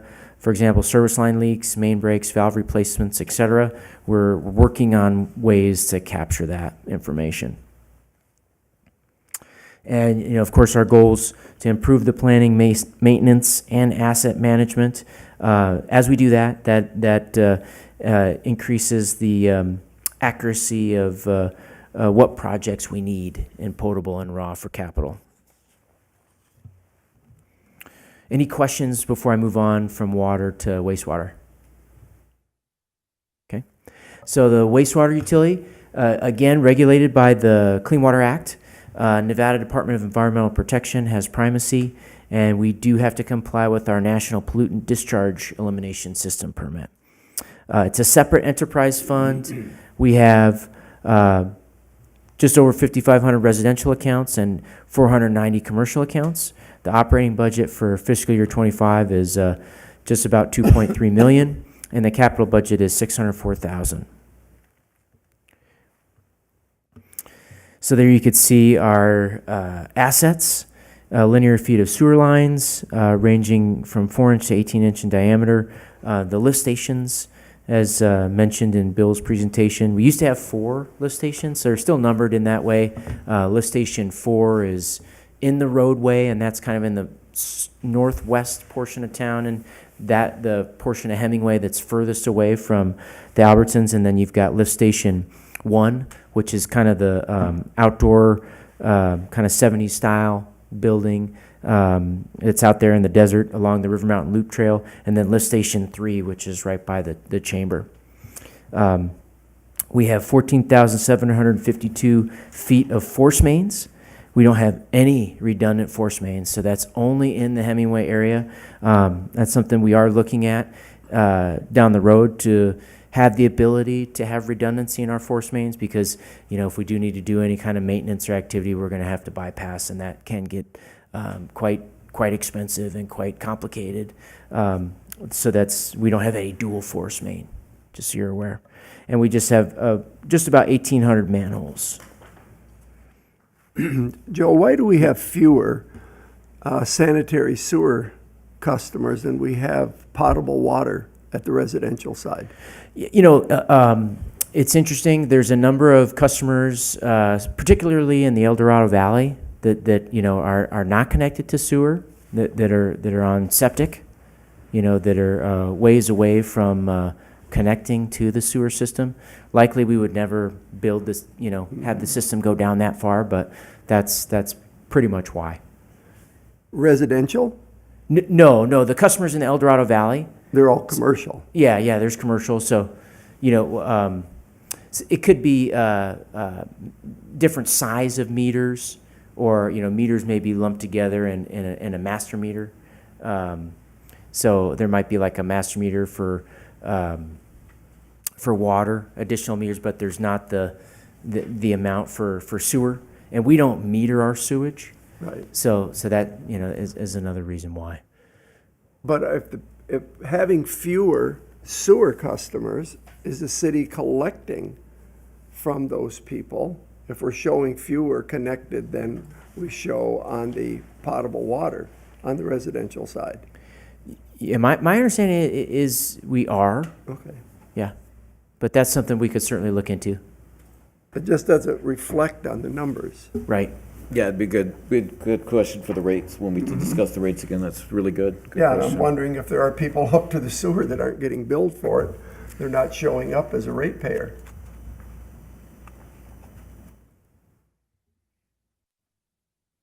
That's very good feedback. I appreciate that.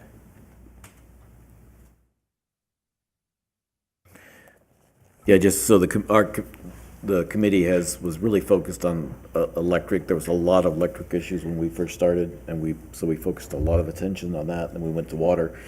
Honesty, we didn't talk about sewer as much, and so that would be good. So that's good. That's My good first meeting, I'm just No. I'm here to learn. I'm thanking you, because that's That makes sense. I'm saying that we didn't get there. Right. So thank you for the input. That's what I'm just sort of explaining how we've come along these several years. So can I get back to one little item? Yes, sir. The Cascada Golf Course.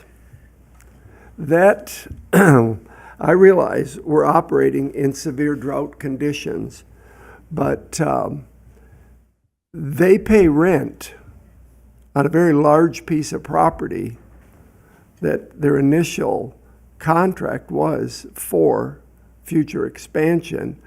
I just think that it probably would be good for us to just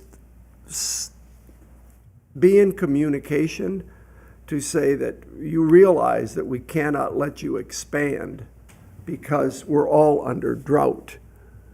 I'd hate to see big corporation like that come, because nobody can build a golf course. Correct. That's a plum out there. Possibly. That there's water commitment, that I hope the drought trumps that, that they couldn't go back to the contract they're in with the city. My understanding is that's accurate. The lease agreement, there's verbiage in there that if there's some kind of federal restriction, which we have, that, they're not able to continue on. Right, and then can they say, instead of renting 800 acres, they say, well, we're only going to lease 400? Yeah, I can't really speak on that. I know, but I'm just bringing it up. Okay, There's those unintended consequences. sure. We bring, the water is you're correct, is whether you call it a plum or not, but the water, they are the ones actually, the major contribution to the raw water line. The city doesn't do infrastructure, and we're fine with that, but the city uses a lot of raw water, so it's the Cascada and the citizens who are paying for the raw water line. Right. And so, if we can keep the revenue from Cascada, it definitely helps the city. And it helps the residents because it keeps the water rate lower and don't have And to I pay. understand, So- they're just a very secretive, large corporation. It's different to understand, but you have some good points. And so it's always good to keep looking in. And that's what we need to keep in mind, and that's our big function is revenue requirements and stuff and the rate adjustments. So everything we can find to help keep the rates at a reasonable rate, we want to look at. So it's a good point. Thank you. So this slide shows a couple of our assets in the wastewater utility. One of the areas that we would look to rehabilitate, manhole, based on the amount of corrosion, a little bit of sewer line. I mean, the foothill, we did camera the foothill, and that project was mentioned there. Parts of the line were gone, so that was one of the ones we needed to get on, right away, in priority. But gives you a visual. And then the treatment plant. So the treatment facility, 1 to 2 million gallons per day. It's secondary treatment. Okay, so it's not tertiary treatment. Majority of the effluent is discharged into the desert, and we have permit to do that. We do have one effluent customer that uses approximately 300 acre-feet per year. We don't have any permit violations, and again, that customer is likely to go away, based on development in the El Dorado Valley. Okay, here's a couple pictures of our treatment facility. You can see the aeration ponds. The picture on your left, that's the existing, what's at the headworks. It's kind of an auger system. It's never worked as designed to get the solids from getting into the next stage of treatment. And that's why we're focused heavily on that bar screen project to get that going. That will help us in our operations. And again, so the hydraulic sewer model completed in 2021. As far as preventative maintenance goes, it needs to be formalized and programmed into our operations. So on the asset management planning side, we do have an aging system. Majority of the assets are in the GIS. Condition assessment was completed in 2020. That was water and sewer. That's where most of the capital improvement projects that we have currently came from. We do want to capture additional data, sanitary sewer overflows, runtime data on lift stations, water quality, treatment trends, etc. So SNWA is partnering with us and a contractor to do a reuse study to evaluate what we can do with our treated effluent. The options that they're looking at are to treat and return to the Lake Mead area via injection wells in Boulder City, treat and return to Colorado River. I mean, they're both Lake Mead through existing infrastructure in the valley. That would be back into Henderson, Las Vegas, Clark County Water Rec, North Las Vegas, back to the wash, and then direct potable reuse, which would be treating the water to a quality where we could use it ourselves at parks, golf courses, et cetera, for irrigation. Joe, I maybe misunderstood you, but I think that the second bullet is correct in that Colorado River. I think it was pointed out that currently going into the desert, there is a possibility that it's going into the aquifer that goes to the Colorado River. So the water is, as currently is being distributed in the desert, it has a potential to go into the Colorado River, which is different than Lake Mead and has a different recycling aspect, to my knowledge, if I'm saying it right. So Lake Mojave, I guess, essentially? That's what I would understand, yes. Okay. But it is Colorado River. I think Greg Todd brought that up at one point. So there is a difference there. Okay. And so actually there's indirect, direct. Okay, so because there's three. Did I misunderstand? I'm sorry, because you got the direct back to Henderson. We dropped that for right now, right? We're talking about just use into effluent on the golf courses and the parks, right? They So are the looking third at one. that as a part of existing infrastructure with flow kind of shuffling amongst it would be a collective interagency agreement. So basically having, certain pinch points in each utility system. If a neighboring utility would agree to take on X amount of flows, they could use existing infrastructure, and then it could go back to the wash that way. So that is something that SNWA is looking at. Okay, so they're looking at four then, because we're looking at, isn't it correct? Because they were looking at what it would take Boulder City to add to use recycle the effluent, but it would also be a totally different infrastructure to pump it back up to Henderson. I thought that's what was dropped. So is that still on I guess we'll talk about the next agenda item, because that's what the next Yeah. agenda item will Sure. have that. Okay, thank you. All right, so now we get into the electric. Power is purchased through the Silver State Electric Association, or SSEA. SSEA is basically a group of members, and who runs the association is a combination of the Colorado River Commission and the Southern Nevada Water Authority. So they do all of our energy scheduling for us. Our latest integrated resource plan, it's a 5-year plan, was adopted in January of last year. And this kind of goes through, what we have as far as capacity goes. Hoover Schedule A, 20 megawatts, that's a direct agreement. Hoover Schedule B, that's managed through the Colorado River Commission, and that's 8.5 megawatts. And the Salt Lake City Area Integrated Projects, that's hydro that's upstream of Hoover, so Glen Canyon and several hydro facilities upstream of Glen Canyon. And then our market purchases. What's not on here is that needs to be updated to what's on the next slide. So this was on our integrated resources plan as of January 2023. The operating budget, $16.5 million. Capital budget for FY25 is just about $5.8 million. So again, to help, the next slide shows it, so this shows you, but everybody remembers this, that the 20 megawatts and the 8 megawatts are contingent capacity, so that's at max head. Right. So we would only get that power. So as you can see right now, we get a lot less Exactly. of that power. So I think when people say we have 20 megawatts, we say that a lot, but we won't have 20 megawatts for a long time. Or ever. With Hoover, yeah. Yeah, so that's up to. Yeah, so this shows our current capacity forecasts. And what I mentioned, that we do have 5 megawatts of firm power with Townsite Solar. That's around the clock, except for March and April, and off-peak in November. And then the rest of our power is is gathered from the market.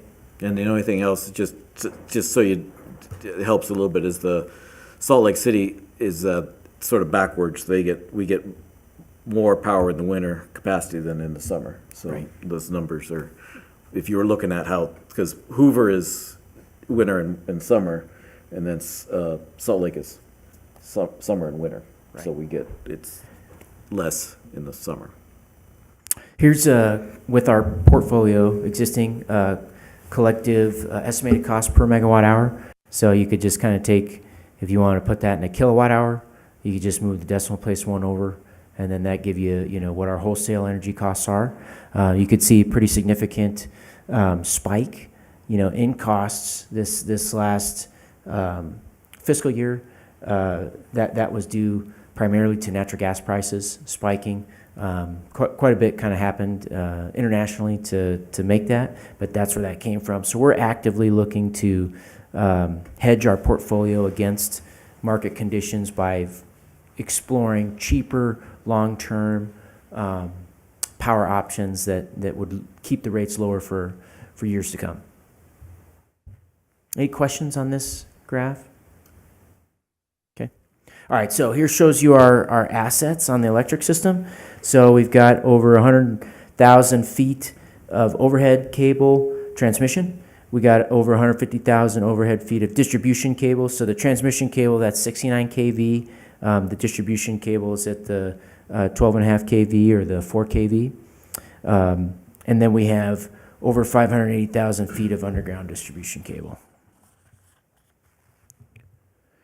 And here shows our total assets in the electric utility. We have 6 high voltage substations, 1,600 distribution transformers. Those are your transformers that are out serving your customers. Over 8,000 connections, and shows the breakdown of residential and commercial industrial. 243 steel power poles and over 1,200 wooden power poles. And just as you stated earlier, that we're going to be going from 6 substations down to 4. Correct. And so and it depends mostly on upgrading 3 and 4, somewhat of 5, but mostly 3 and 4, isn't that correct? That would be a big 3, 4, 5, and then 6, yeah. Yeah, and then that will allow us to convert from 4K to 12K. And Correct. then so theoretically, you also have a little less maintenance to deal with in the future. So, Yep. But that's being pushed out now. So we're looking at probably closer, well, we'll see that when we get to the capital, how it's looking now, but it's probably looking more like in 2030 or so. It's dependent on lead time, Yeah, certainly. okay, thank you. Here's some photos, shows our electric division in action. Picture substation 5, some of our assets, them doing a transformer change out, pole change out. So as far as the asset management planning goes, the electrical system needs a master plan update to assess future needs, reliability, redundancy. You notice we've got a model for water, sewer. We need one for electric. So that's in the works, in the plan. We're mostly reactive with limited predictive and preventative maintenance. We're taking steps to get to a more preventative maintenance mode, but you want to offset that with your opportunity costs. You don't want to, we do our best to get the most out of our assets without overdoing it. We've implemented an outage management system, Data Voice. That's predictive based on customer feedback. So that's anything that you can go look on our website now and just type in outages. You could see an outage map. It shows that you can put in your customer data and report an outage. So that it gives the customer more feedback, and basically goes right to our standby personnel. And if enough customers report an outage at a certain location, that could predict a substation circuit versus a distribution circuit, and we'll be able to respond. And the idea is to reduce the outage time, increase reliability. So in general, the system is aging, but we've taken a lot of steps to improve upon that. Lots of pole replacements, lots of feeder replacements. We've got most, but not all of our electrical assets in GIS, particularly the mapping. So electrical is a little more challenging than water and sewer because of configuration changes. So we have switches that might be in a certain configuration that might not be depicted accurately in GIS. So you can make a lot more operational configuration management changes with electric than you can with water and sewer. But that last bullet, we are doing that. We did get an award for reliability 2 years ago. We kind of had a tough summer last year. We weren't able to get the reliability award, but we're working towards everything we can to get that for next year. See, when was the SCADA updated for the electrical? It was updated some years back, wasn't it? So the SCADA is in the process of being updated now. okay. Yeah, it's we have some new servers that and that's part of the Substation 3 project. We've had some issues with SCADA. So if it's updated though, can that data be used to help the GIS? We can't link it Yes. for safety issues, I'd imagine, but we could take the data from it, I would hope. And Yeah, we're downstairs. We're working on it's a SCADA wall that's gonna. We have information for wastewater SCADA at the shops. And we have electric at the substations. So we're gonna bring that information to us here in the engineering office, just to better predict and plan when we have our peak issues. So. thank you. And then last but not least, the Boulder City Waste Management, that's our landfill. Kind of as was mentioned, it's a Class 1 landfill. It's regulated by the Health District of Southern Nevada. So it's over 208 square miles, which is quite incredible. It's the contracted operations are through BC Waste Free. The city owns the landfill. There is an operator, and it has a projected life of 100 years. And actually, I believe the acreage now is, I have to look at updating that because it's over 150 acres with our new permit. So summary to recap, again, we had the 4 utilities, water, wastewater, electric, waste management, not-for-profit.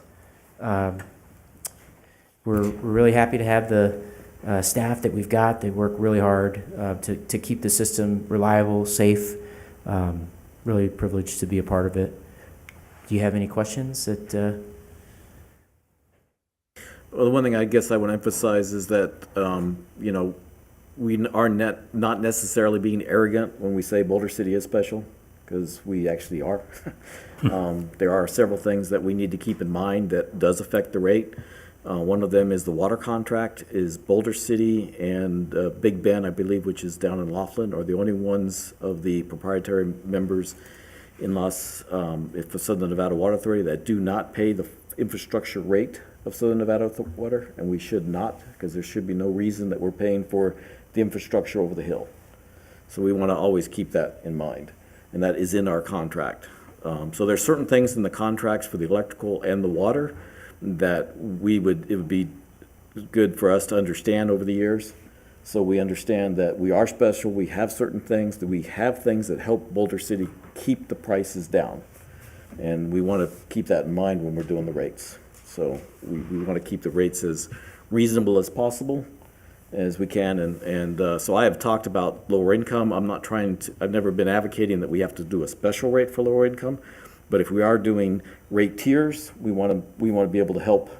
We have a large retirement community in Boulder City, and I think if we can keep some of those things at cost related to what it is compared to what we have to reimburse for the infrastructure, for instance, as getting the additional money for the raw water line, and so some of that stuff is where the residents are paying for that more than where they're not using the raw water line. So it's just different things that we're talking about. So those are things I'd like to keep in mind as we go forward and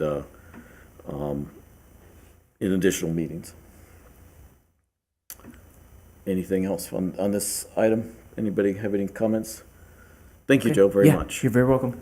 So we'll close out item number 5 and go to item number 6, update regarding the Southern Nevada Water Authority options for recycling Boulder City's treated effluent water provided by staff. So there's, again, a feasibility study with the Southern Nevada Water Authority and a contractor to evaluate options for recycling the Boulder City treated effluent water. As far as a kind of a timeline goes, I don't have a ton to report. We could talk about the options that have been looked at and have been in the past. So we're talking about indirect and direct reuse. So indirect, it's kind of a misnomer. We're reusing it in perpetuity through return flow credits. So that's kind of how our valley and how us as a purveyor member and a member of the Lower Colorado Basin, how we're able to survive with the amount of people and usage that we have. We have 300,000 acre feet that's allocated to us as a state, and that's been reduced based on the reductions, but our actual flows are well over that, 450,000, that sort of range, but that's all based on return flows. And so this study is designed to look at how can Boulder City reduce its consumptive use by tapping into that 1,100 acre feet that we're currently not using, either directly, which would be a one-time direct reuse on irrigation, or indirectly getting it to the lake via injection well through a number of locations, or the river. I'm trying to think of the pass that was kind of just southeast of us. That was one location. The Hemingway Valley, that's one location. And then the other option for indirect reuse is utilizing existing infrastructure in the valley, but having an interlocal kind of agreement to shuffle flows. So one neighboring utility would say, hey, neighboring utility, you take X amount of flows that I need based on pinch points in my system, and be more of a collective effort. There's been a new, used to be Tater Talk, now it's another name, but John, it was a BC Insider. So the first BC Insider had John Ensminger on to talk about water conservation. Spoke a little bit about the study. Timeline for an update is either the earliest would be the end of this year, but we're anticipating to have an option to be presented to the committee and council in the spring of next year as kind of like an update. So, any questions on the study? I have a question on Sure. recycling landscape water, which is almost impossible. When we built the hospital parking canopies, the very first day, the drilling contractor was there. He drilled holes 10.5 feet deep. We covered them up with plywood. The next morning we show up. All the holes were filled up to 8 feet with water. We were totally in a panic. We thought, wow, they drilled through a pipe or something. We call in the city. They do testing, and it is irrigation water that hits a clay liner that's approximately 8 feet below the surface. And there it is. It's like Yuma. I didn't Yeah. realize we had that. 8 feet underground is like nothing to bring that water, almost like an old dewatering, because before the city was here, there was no water there. And so our water department said, yeah, this is water migrating down from Old Town. And they said they have run into that in other areas in that part of town. I don't know if there's anything there or not, but 2 foot of water overnight in 10 holes was shocking to us. That would be gravity feed down to the cemetery and the park, the Veterans Park possibility. So Or just back into our reflow if we're going to, it's going someplace to recharge. But I know it's impossible to claim, almost impossible to, irrigation water is just gone. Right. I wanted you guys to be aware of that. Yeah, I had. That we run into that. That's good information. Appreciate that. Yes, sir. I'm still confused about this infusion well that you talk about. I think, is that the proper terminology? Yeah, injection well. Yeah. Injection well where you somehow recycle that water. Can you kind of explain that? Yeah. The idea was, instead of getting it to the body of water via surface discharge, it would be to get to, you wouldn't have to go all the way, but you could get to a spot with the water table and you could drill down and then, discharge the water there. And then, with geology and hydrology, you could prove that it would get back to the body of water. But don't you have to treat it to make it usable or? Yes, It has to be yes, treated? yes. So, I mean, one of the other options, of course, I think, was to pump it to the Henderson facility and they treat it there, Yeah, right? yes. So this infusion well, if Boulder City's, how is it treated? I was Yeah, confused it about. would have required additional treatment. So if you're gonna treat water to where you can put it in the lake in Boulder City or someplace near here, why not just pump it into the lake? I don't understand how it works. Yeah, it was just an idea looked at to essentially not have to build as much pipe or. So you'd still have to build a treatment plant. Correct. To yeah. treat it to the stage that Henderson is treating it, Yes. North Las Vegas is treating it, and they're dumping it right into the wash. Correct. And No, it goes right into the lake. Actually, it Actually, needed it's additional less. treatment. I thought it was less than what Vegas is doing, because that was one of the, if my understanding was, and that's what we're looking at, the studies are all about, my That's what I understanding, thought. Yeah. is that two of the reasons you do the wells, one is the infrastructure, as Joe has said. The other one is you would let geology or environment, or whatever you want to say, help clean it. So you would take it to a certain level of what you would have, that you could do, and then it would have less. So if you pump it directly into Lake Mead, you got one level. If you infuse it into the ground, you got to inject it, you got a less of a level. That was my understanding. So we assumed that. Actually, it was the opposite. When we started working with the regulators, they wanted further treatment. And so Into an injection instead of pumping it straightly into yes, the sir. lake? Yeah. We had a hard time walking through that with them, but there's environmental reasons for that. And I don't understand. I'm not a expert kind of in water quality, but basically, it would need to be treated to an even higher level than just surface discharge. That's so interesting. that option is looking like to be unlikely to be the most advantageous from a cost perspective. That's not what was being reported when it was being written up, that I remember in the paper or in the news. That was the To me, goal. that was the most, from what I remember, that was the most probable solution that would come up, was these infusion wells or whatever you call them. That's So what we that's had. not- Yep. That's not really doesn't sound like it's a viable option. At the stage we're at now, that's what we're finding. Yeah. So then that leaves you with pumping it to Henderson or Surface discharge. surface discharge is what we do now, right? Well, surface discharge back to the lake.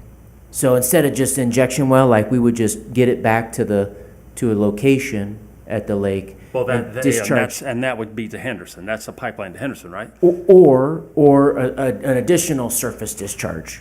Well, I don't remember any discussion of Boulder City building a treatment plant to put it in the lake from here. I don't remember that option. Is that one of the options? So yeah, in order for us to do any kind of bringing the water back to the body of water, we would have to do additional treatment.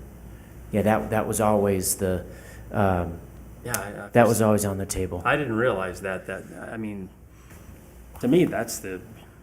To me, it's either more expensive to pump it to Henderson, Right. or it's more expensive to treat it here and discharge it into the lake from here. I don't know why it takes a year and a half to study that.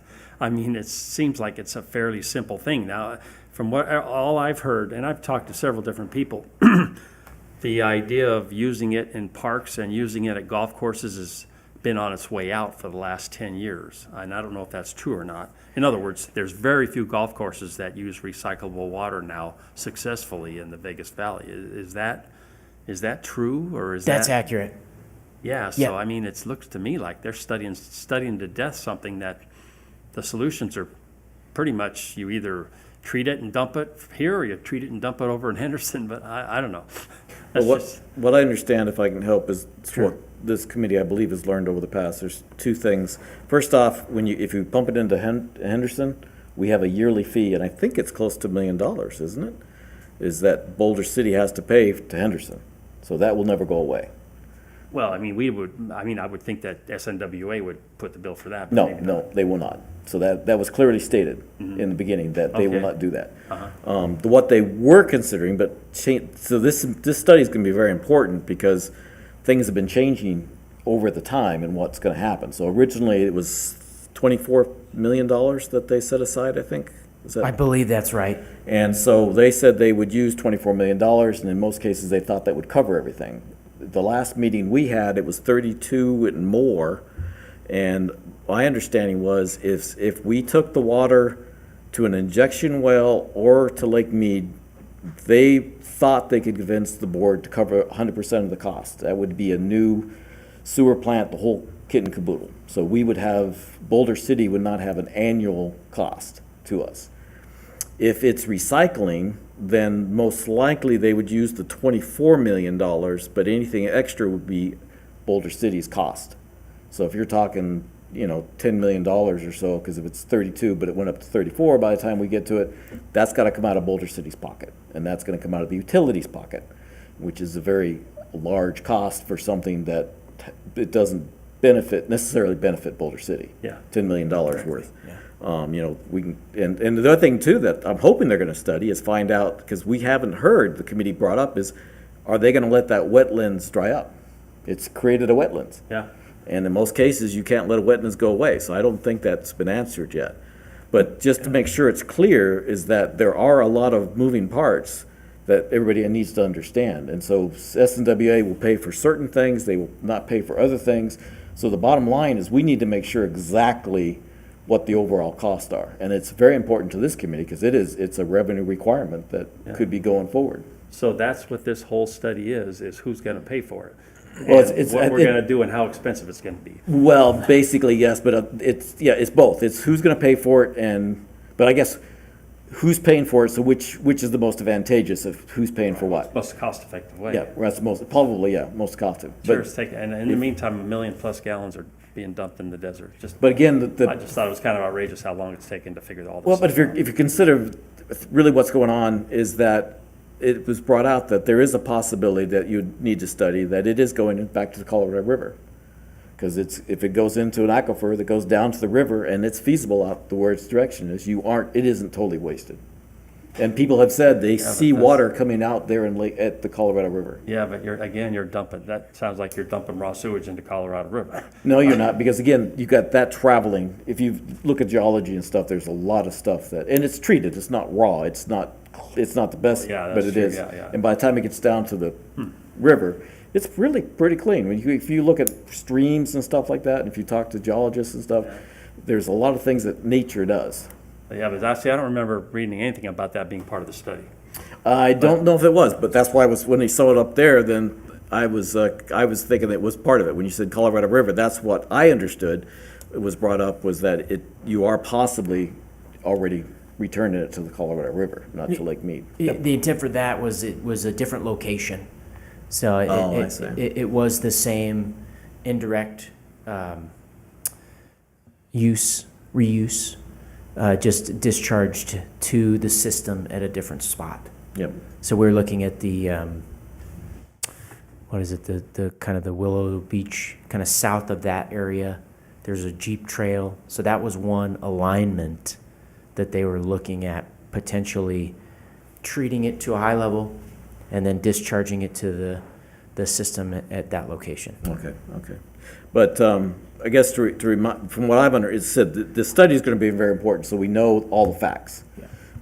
So if I say something differently here, I'm all for conservation, and I believe we all need to do what we can. And sometimes we have to eat the cost, but $10 million or more to do something, because my understanding is whatever happens, we don't get any return flow credits. Return flow credits go to Southern Nevada Water Authority, and we have enough water that we will not get any additional water or any credits for that. So if they pay for it, great. If we pay for it, we get nothing for that. Well, I mean, you look at the long-term effects of running out of water. I mean, that's, Yeah, but you're I mean, that's- 1,100, whether it's really for $10 million, and how much a year you would have to do, is that really gonna, it's a drop in the bucket. yeah, I don't know. So, it's just, there again, let's look at the facts. I don't mean, I'm not trying to be a warm, mongrel or anything. Oh, no, And I'm just trying to understand. I'm just trying to show the facts. I'm just trying to understand this whole study. It was always so confusing to me when I was reading about it. It just didn't make any sense, and it still doesn't make sense to me, but. Yeah, and I think that's why it's important to this committee, as far as it, in our old aspect with before the new resolution, it was a major part of our resolution. Now, it's still a major part because of the revenue requirement.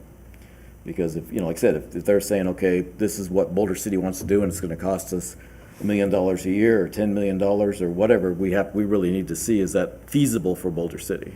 Sure. So- Just to address the issue with the wetlands, my understanding with the acreage there is that there is other areas that could be redesignated for wetlands, so that there's areas along the Las Vegas Valley Wash that could then be set aside as a transfer. Okay. So- It's just, it wasn't, I don't believe it was brought back to the committee, to us. We hadn't known that. So, That's my understanding, yeah. okay, so yeah, so you're saying in the spring, you're hoping to have more information? Yeah, on this. yes, the contractor consultant completed the task order. It's in draft, and went to a little bit more depth and detail than what the authority was looking for, I think, in regards to solutions. But a bunch of different treatment options and ways to get to the high level of treatment to get to the returning it to the lake. So, very interesting. But the costs have certainly changed. I think the estimate's over 120 million for the additional okay. treatment. Now, Yeah. just based on a similar project up in the northern part of the state. So Over 120 million for what? for the additional treatment and the infrastructure to get it to the lake. So So for us to build a treatment plan and distribute it to the lake. Yes, It's yep. $120 million. or yeah, or That's at what they're least kind of figuring out now, or Yep. that's already been figured out. yeah, they're coming up with those Wow. numbers And again, only 24 million had been set aside. and yeah, this was initially. Yep. Yep, so again, I'm just stating, so the more we can discuss facts, and we can all understand things, and that's important, because we can't talk off the meeting, so the more we can get here. So some of the agenda item coming up next will be important to understand how we can gather facts and discuss them. Very good. It is interesting that this has already been done in all the cities in Vegas, right? Yeah. I don't know. It's interesting that they spent the money for that, and maybe it's cheaper because they're closer to the lake. I don't know, maybe. But it's just interesting that it's going to cost that much for Boulder City to do it. And yet, it's been done over there for years and years, and somebody paid for it. No, I think, I could be wrong, but I believe a lot of it is gravity fed into Las Vegas Wash. So Yeah. it's And then Las downhill. Ve- Yes, so it's not the major cost that we would be encumbered, and that's why we've done it like it But is. it's, Well, but we're it's all still downhill treated from here. prior to going into the wash, isn't it? Yes. True, but you still have to treat, but that's their standard treatment, so we've had a little different. So yes, the treatment's there, but it's a lot easier, but they've had to have that for what they needed. So the treatment might be a little elevated, but it's downhill, so it's Well, nowhere. it's all downhill here, It's isn't not, not, well, I mean, if you go to the lake, Well, no, you you're pump it gonna- up to the top of the hill, and it's all downhill, right? if you could put a plant down there, which is I've been told isn't as feasible, if you put a plant in Hemingway, then you wouldn't have to, but if you gotta pump up to the plant and then pump it back down. Yeah, I see you'd have to build another plant, yeah. Yeah. And I guess that's a lot of So, expenses. probably. yeah, that's why I'm just looking at the facts. I'm just, I'm not trying to put emotion into it. I'm just saying there's a lot of things. Like I said, I'm really all for conservation, and I hate it when somebody says it's not cost efficient to do the right thing. But now you're looking at 120 million, how much is Boulder City gonna have to pay for that, for something that isn't really to Boulder City's advantage, and it might not be as much a conservation as you would think to Lake Mead. So, if we say, hey, yeah, we can stop we could do a major effort for the drought, then it's like, yeah, we just gotta spend the money and do it. But are you really doing that much to stop to help the reduction thing? There's a lot of facts to look at. Yeah. Yeah, I mean, they estimated 4,000 homes that it could build. So that's the estimate, and that's the, kind of the number that they're getting with what we're not using. Yeah, but the 4,000 take homes advantage of. in Yes. Vegas, we've got to, and that's another problem, I guess some of us, the old committee members, Boulder City has a low growth. Sure. We're trying to be conservative with our water. They're using our water to build, and we don't have the resource to build. So, those are things that, to me, you're saying, here, Boulder, we want you to conserve, but, we're going to build more houses and use the water. So how is that conserving? It's all got to be part of the conversation, Yeah. for sure. Yes, that's why it takes so long to study it. Yeah, another Well, year or so. the people that benefit from it are the ones that should be paying for the new, whatever way we decide to do it, so. If it's 400 new homes or 4,000 new homes or whatever, then I would think that's where the money would have to come from. That And would that's make Vegas, sense. not Boulder City. Yeah, that's, But they get the benefit of the water. Right. yep. Yeah, so it's just one of these things, again, trying to, that one, maybe I get a little emotional on that, but I'm just trying to bring out the facts, so. So that's what I've got to report on the study. I wish I had more information. Any other questions? Yeah, I Get think you up on to this speed? issue, Yes. you're between the rock and the hard place Oh. on this water issue. Because there is no good solution. All of the infrastructure that we talk about over the valley to get the water to recyclable was all paid by the developers that built all the subdivisions, all the casinos. We don't have that development money. So this is, not a win situation for Boulder City at all. Well, everybody challenging. pays for technically, everybody pays for all the sod replacement, right? I mean, every water user's paying for Yes. it. Yep. And anything that you're trying to conserve water, it would spread the cost around to everybody. That's what I That would makes the think. most logical sense to me, but I don't know. It wouldn't be, Boulder City wouldn't be responsible for all of it. It should be spread among everybody that benefits from the water going back into the lake. Yeah, I think that was the idea until they realized how expensive it was. Then it's like, okay, where's the money gonna come from? Right. Right. Very challenging issue, It certainly. is, yeah. Is there a goal on when the decision's gonna be made on the plan? I mean, again, the late fall, spring was kind of when we would get, the study would get to a point of conclusion where it could be kind of presented to the city council and then, evaluated by the committee and other sources to say, okay, which way do we go? But it was identified as one of the kind of quickest solutions to a low-hanging fruit of like, you take care of this problem, you instantly have enough water for X amount of homes, over 4,000. So if we can figure out a way to get that water back into the system, we're really conserving quite a bit. It's just the effort an ongoing effort That's all to do in that. SNWA's hands right now. They're the ones doing the study. And Correct. when they're finished with it, they're gonna present it to Boulder City and, okay. Yes, sir. All right. Any other thoughts, last minute thoughts before we move on to the last item? Okay, well, I appreciate it. Thank you. And thanks, Joe. Yes, Yeah, no thanks for the update and allowing us to discuss the issue. Okay, so then we'll close out item number 6 and go to item number 7 for possible action, discussion of potential agenda items related to revenue requirements of the utility of upcoming meetings. So let me just start off really quickly as I've been bringing up the through the meeting is one way, actually one of the old members, Greg Todd, mentioned that he thought a good idea would be a workshop. But I guess we still need to talk, we might have to talk to the city attorney to make sure we're understanding correctly. My understanding is that a workshop gives us a little more flexibility with the agenda items, and I believe it also probably gives the community a chance to talk, if they were to understand what we were trying to do and participate.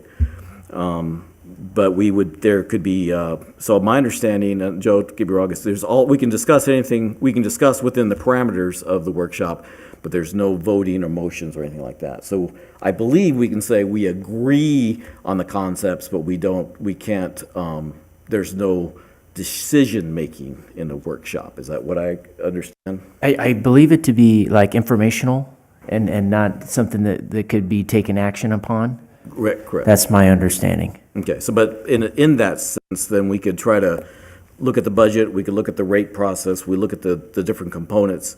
One of my big issues is that as in this proprietary that we got the summary, the executive summary, that's a real high level. In the rate level, let me see if I've got my, yeah, so you've got, in the rate study, you've got 1, 2, 3, 4, 5, 6, 7, about 7 categories that are broken out in the expenses. And that helps to understand the issues more. And so when a certain category goes up more or not, we can sort of ask questions related to that. Whereas here, when you put the overall operation budget in one number, it's hard to understand that. So those are things I'd like to make sure that the committee understands and where we're at. So the question is also make sure everybody understands with this new resolution, we're only planning to meet every quarter, so four meetings a year. So I would suggest that we do a workshop on top of that, because we can have more than 4 meetings. They're just their city would prefer we only have 4 meetings per year. So is that something that we'd want to look out in the future and have sooner than later, or not? For a workshop then we'd have to figure out which is the best way. We'd have one that sort of takes the presentation sort of like that and say, okay, we'd like to, do we focus on the revenues? Do we have a little bit of discussion on contracts? How far do we go and how much time and stuff? Or do we have a couple different workshops that we can just focus on just a couple agenda items or even just one major issue? I came here with an idea because I've lived here long enough and watched projects come and go through city council. A company proposed some years ago to build a geothermal, baseload plant right out in El Dorado. They'd already done the assessment for a binary system. The delta is out there to build a plant, and just happens to be on the federal government's watch list.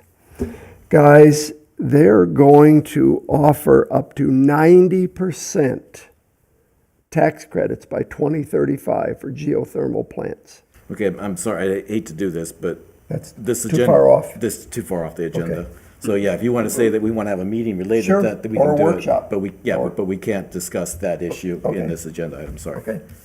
But did you want to present a meeting to discuss that? Yes, I would Or love to have an a- agenda. Or create a small committee and bring it and to. that, we need to look at that. We tried that once, and it had some major issues to it. Okay. But we need to figure out. But I think what I'm asking for is I have some suggestions, but I want to make sure that as a chairman, I'm asking for everybody's, I'm trying not to dictate here. I want to get everybody's input. And I think an additional workshop, 1 or 2, would be greatly advantageous. And then we can also discuss things like that, Yep. that we can say, okay, what can we have? In an open meeting with these agenda items, we are very limited on how we can discuss things. It makes it, and then we take a lot of time up.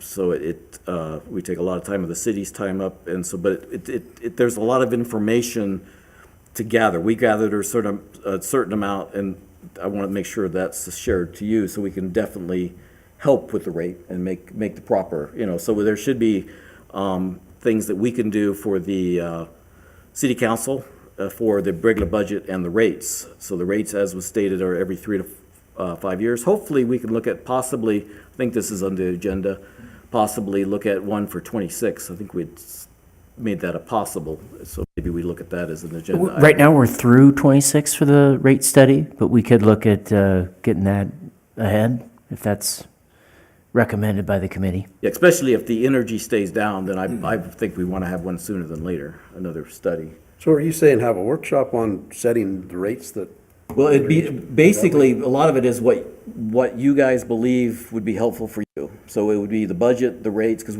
every year we need to do the budget, so you need to understand the difference between the budget and the rate. And we need to we all need to understand, okay, how much of the budget money is automatically used and how much is only the actual use. So that's some of the things that, it just getting a better understanding. Like I said, this is pretty high level. And so there isn't, if we get the same information that the council gets, there's not much we can do to help them. So it's a matter of, last year, we didn't have a whole lot of time, and we had a large meeting because we didn't have the information till towards the end. Whereas like October, can we talk about this year's budget, get into the weeds, not to the weeds, because we're talking 7 items or so, not every single, like Munis has, I don't know, 50 or so different line, and there are at least 30 line items. So I'm only asking for a certain percentage. I'm not trying to get into the weeds, I'm trying to get a little better understanding. So I'm sorry to go around it, but that's the thing, is what would be beneficial to you guys. You haven't been here that long to know, and if we start off with a workshop in, I don't know, September or something maybe, then maybe we can start seeing what we need to do. So budget versus rate or something like that, and get started, and whether we could add something of some other information that we could add in there. You still have the open forum, so if you were talking about a plant, you'd have to put something on the agenda relating to that geothermal plant. Well, putting out an RFP to understand what's out there available. Well, no, you'd have to talk, the RFP that's not our thing, so our thing would just Or be. to suggest it. Yeah, yes, we could suggest something, but you have to put it as an agenda item that we can even discuss it. Okay. So that's the type of thing, so, I'm not accustomed to bureaucracy. I've been in business my whole life, and I've always lived by get her done. I understand. So what is, so I guess again, I'll ask, you ask for, so are we open to a workshop? I guess that's the first question. Yeah, sure. I'm trying to understand that a workshop is better because, is there constraints versus putting on it as an agenda item on our normal meetings? Well, two things. One thing I would do is say that we'd have an additional meeting as a workshop. So if you try to put a detailed information on the agenda item, it depends on how many agenda items we have, and it's just going to take a lot of time up. So we're just basically creating another meeting to discuss things. There's no advantage to having it being called a workshop versus something on the regular agenda. It doesn't take city time maybe because they don't have to have so many reps here, or there must be some, you see what I'm saying? Well, see, that was the confusion to the committee earlier on. In our understanding, the workshop had we could discuss things a little more freely. Oh, we could discuss things, general, more broad That was our understanding. subjects. Yeah, well, it still had to be on the agenda, but it was a little bit easier to discuss. Now, And the public is invited, just like they are here. yeah, but sometimes with workshop, people are sometimes more likely to come to a workshop. And what my understanding is with the workshop, it's more, but then again, I'm not sure I understand it, so we would might be able to get the city attorney to help us, because I think I've heard two different things, just because one time I heard that the workshop really isn't any different than a regular meeting. So maybe you are correct in that it would have its advantage where we could vote if we wanted to, or make a motion if we wanted to. Otherwise, we're just making a discussion. But I think a workshop opens itself a little bit more to open the meeting up to the public. That was because workshops happen a couple times a year, right? I've watched city council meetings where they say, we're gonna have a workshop on this. I've never attended one before, but I'm assuming there's different rules for workshops, what you can discuss, how broad the subject is, how many people you invite.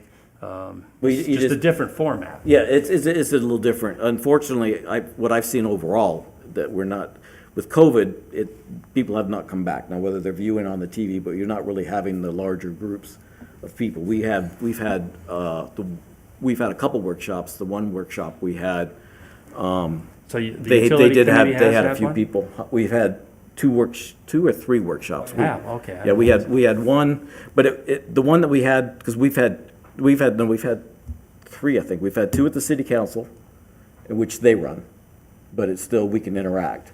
And that's confusing because they can't vote. And they were,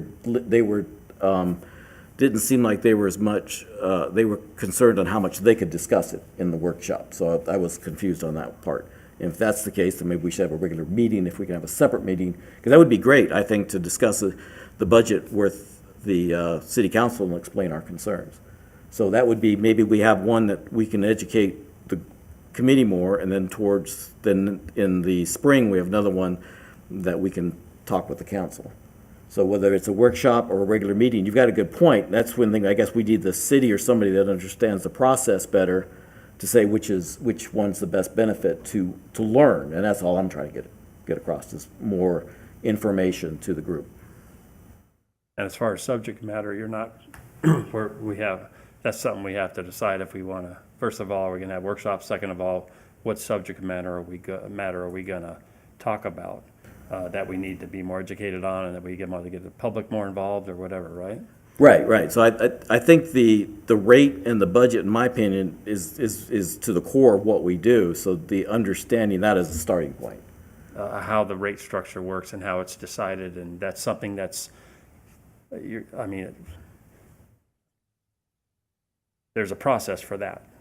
And we haven't, obviously, this is my second meeting, but that's in the near future. There's a process for the rate structure, and that's coming up.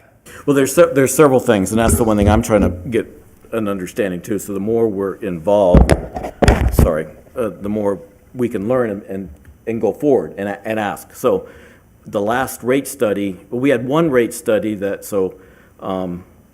I guess, make sure if I talk about it, am I getting off agenda item, Joe? If I explain? Well, yeah, I think on this item, we do want to talk about future agenda, items related to the revenue requirement. So I think that's, Member Dro brought up, talking about a geothermal plant. I mean, that could be an agenda item. I mean, if it's a discussion, that's one thing. So if it's related to the revenue requirement, it's within the committee's purview.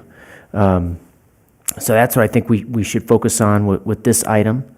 Okay, no, that's fine. So I was going a little bit off base, but I guess what I'm trying to do is get information out there so we understand what we would want to have a meeting on. That's because there's a lot of information we need to know. So maybe we even have a workshop, that we have a workshop sooner than later, that we just can discuss among ourselves and say just the background of our committee with a few things, something that we have that we can talk broadly about. Because my understanding, one of the open meeting laws is that people, and maybe that's the advantage of a workshop, what I was told was one of the big problems is that the public has to be aware of what you're going to vote on.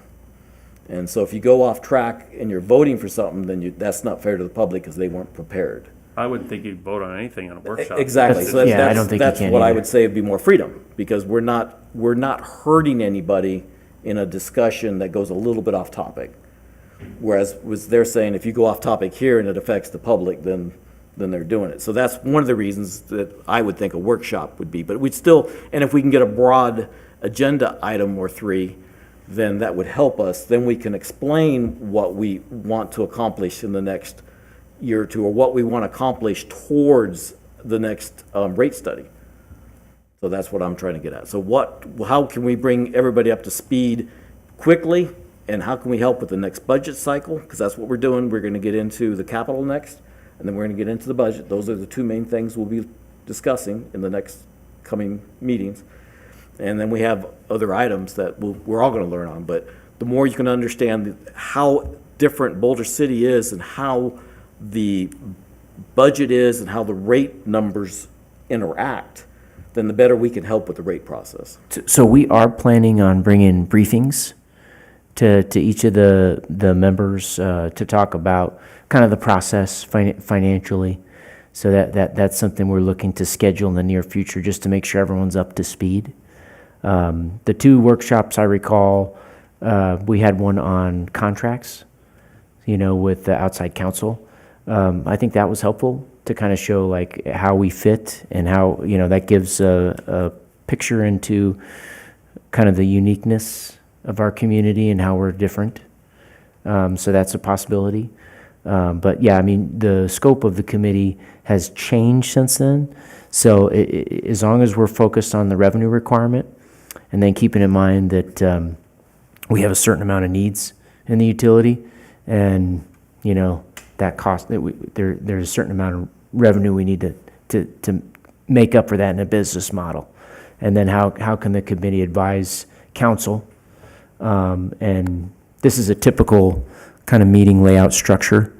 But if there's specific agenda items that the committee wants to bring and discuss, that's what this item is intended to allow for.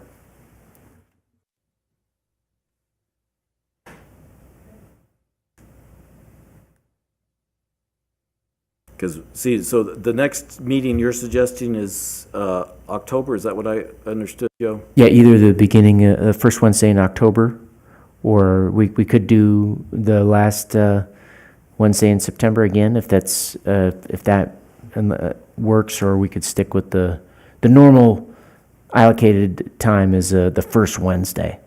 So, Right. Well, and that's good to bring up. So Yep. right now, the old committee was retired, so we could meet at 1 o'clock. I don't know if, is everybody available at 1 o'clock? Is that okay? So we could still do 1 o'clock, and then it depends. We had like Joe said, we had a Wednesday available. So if we go off that, then Holly has to help us with seeing what's available, and that's what we've had in the past, especially when you're looking at 3 months in advance, then there's a good chance somebody's already taken the week that we might want, if we don't schedule something in advance. Are we gonna schedule a time right now for the next meeting? Yeah, we definitely need the next meeting, and then it Okay. depends if you want to do a workshop before the next meeting, or do we want to put an agenda item that would lead towards a workshop? Like I said, I could see that we do a workshop in September, otherwise, maybe November, but I think we want to do the information sooner than later. I don't think you want to wait till after January, because it'd be October, and then what you're looking at, December, you're getting a holiday, so would it be December or January that you would be suggesting the next meeting, Joe? I think after October, we'd be looking at January. Okay, so then you have January, then you have March, and then, let's see, so October, January, March, so you'd have a fourth one, then it gets confusing how to fit that in for the regular meetings, and a workshop could be on top of that. We normally, with only the other thing I guess I want to get across, with only 4 meetings a year, I think we've been trying to limit it to 7 or 8 agenda items, if we can keep them, because you get too long agendas, and if you can't make it within a reasonable time frame.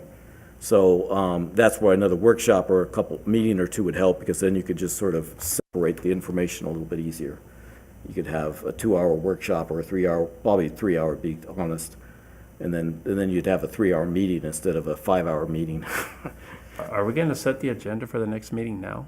Yes, that's what we're trying to do. But this gives us the opportunity to try to decide where we would fit in another meeting. We don't have another opportunity to do that. So that's why I'm trying to get across is this is our chance to set meetings up for 1 or 2 meetings in the future. Now, that's what this agenda item is we have 2 things for meetings and what agenda items we would want to have in the future. So to give the committee just a little perspective, water and power consumption, that'd be like a typical thing that, I can update on. Ongoing capital improvement project status, that's another typical one. So that items 3 and 4 minutes, you're gonna have that. Yeah. And so kind of beyond those 3 items. It's wide open. It's wide open, yeah, Right. that's right. Within the, related to revenue requirements of the utility. And so that's what we're asking the committee to kind of fill in the agenda for the next meeting and go from there.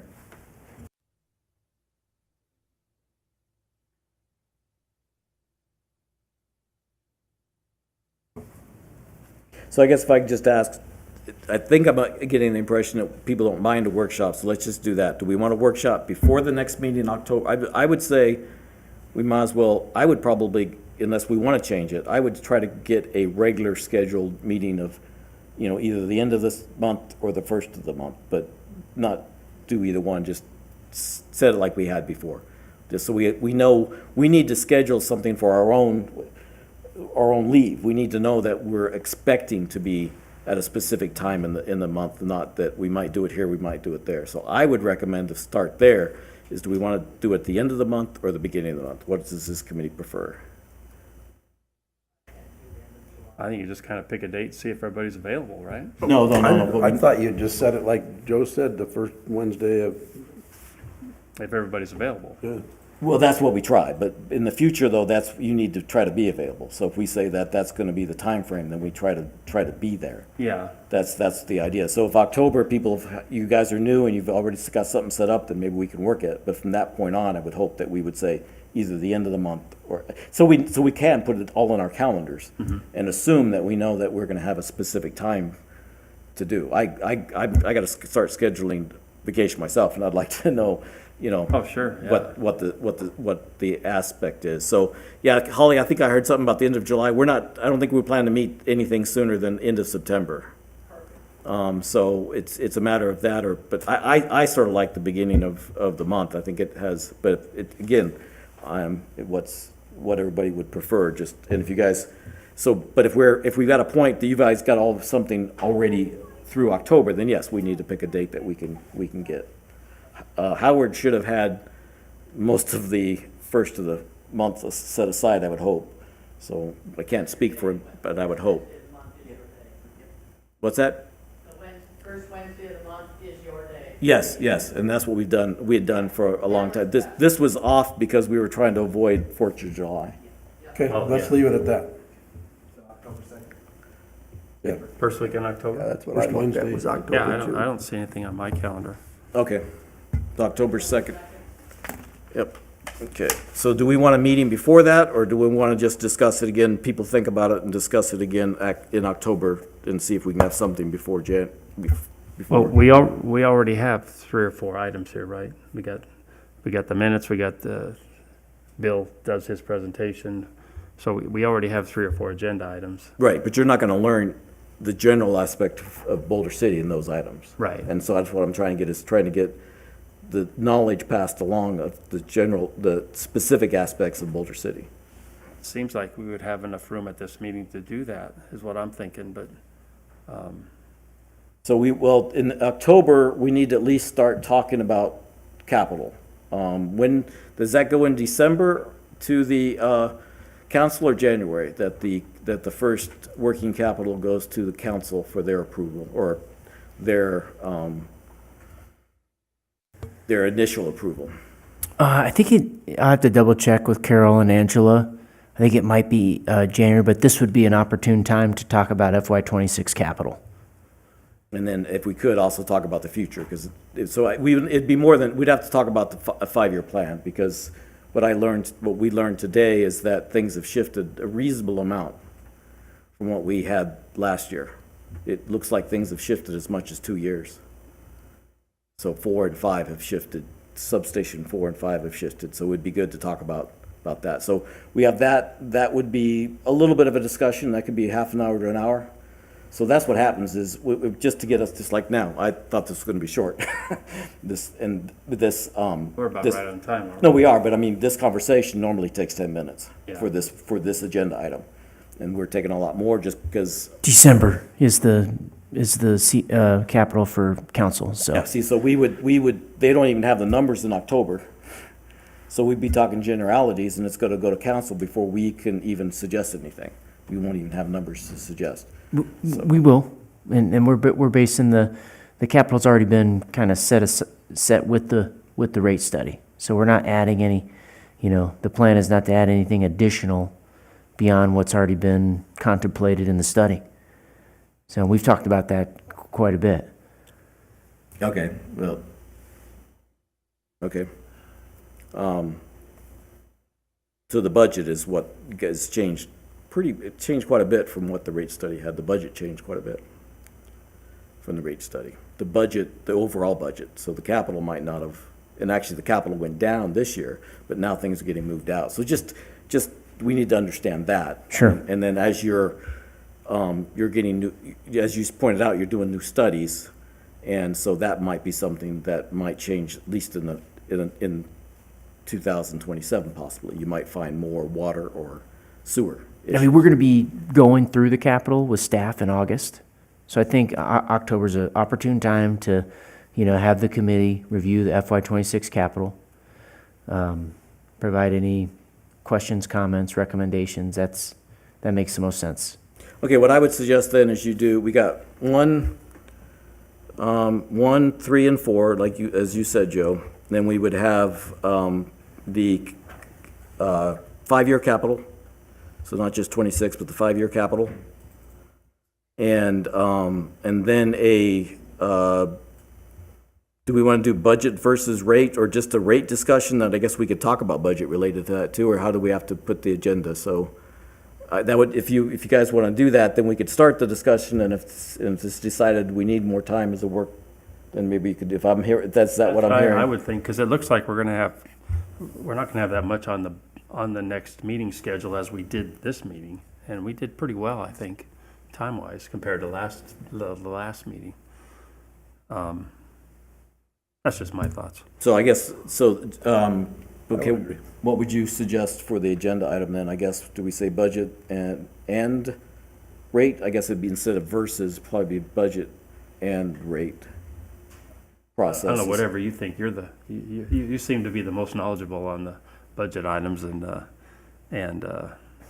what we kind of need to know, or I think what would help us to know. I think we could do that, Joe, can't we? Can we say budget and I think instead of I think it's budget and rate process? Sure. That way we can point out some of the differences, for instance, depreciation. So anyway, we're getting off track again, but that's part of it, though. You just have to know what you have to know. Well, yeah, we got to set an agenda. I mean, And we have to know what the agenda is needed. So, okay, so we got 1, 2, 3, 4, 5. So we're looking at the minutes, the ongoing capital, the water and power, the 5-year plan. Five-year capital. 5-year capital, And then- budget and and budget and rates. revenue. So that's 1, 2, 3, 4, 5. Yeah, and then And then you have to set an agenda for the next Yes, meeting, I guess. right, So that'd right. be 6. okay, So we won't have any budget information in October. That's going to come after capital. no, I understand, least but for- what I'd like to do is, like I said, if nothing else, just Get ahead of it. discuss this and discuss what we have, what the rate did for 2025, what the budget, so use the existing numbers, not Okay. future numbers. Got it. But then I can explain what I understand, I can ask questions and try to do things, because like I said, this is really high level, this doesn't give us really anything more than, this is what was given to the council, and the rate process gives us a little more to understand and work with. So a budget and rate discussion, is that the agenda item? I think so, does everybody agree? Yeah. Sure. Sounds like. Okay. Then we can go from there whether we need another rate, if we want a workshop after that or not. And maybe in the spring, we can do either a meeting with the city council or a workshop, either way. We might want to look at a regular meeting with the city council, because it might, if they're willing to do it, then it might be advantageous to be able to just have an open meeting that we can discuss things with them. So maybe that's where the extra meeting comes into play. Because if it was a meeting with the council it would be their meeting. Okay, so we have 6 items, right, Joe? Yes. Okay. And this is where time goes by, just this, trying to understand the facts. And so things sometimes get long, so. Just so Do you normally have an agenda item to set the next agenda? That's been our practice, yep. Well, so you got to add that too, right? That's the last item, yes. So 6 items, 4, 5, 6 items, right? yes. Okay, With the last item being, setting the agenda. yes. Okay, so we're gonna go forward with the first Wednesday of each month. So we would assume that every 3 months we would have, so right now we're saying, could be problematic in January. Holly, what does the first Wednesday in January look like?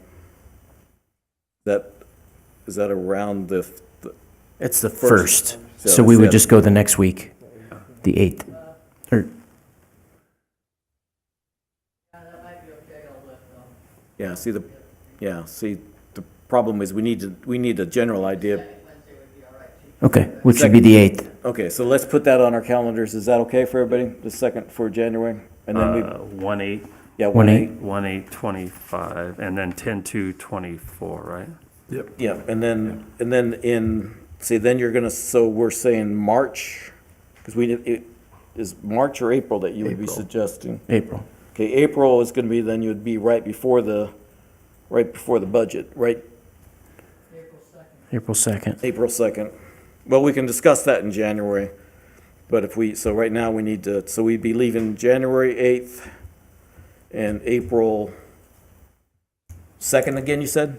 Yeah. Okay, so if everybody can keep that on their calendars, then we can plan around those in our vacations. And what happened to our fifth member? Did we discuss that at all? He's just out of town. Yeah. Oh, he's just out of town? Yeah, Okay. yeah. Okay. Okay, well, thank you for sticking with me on this, and so it should get easier.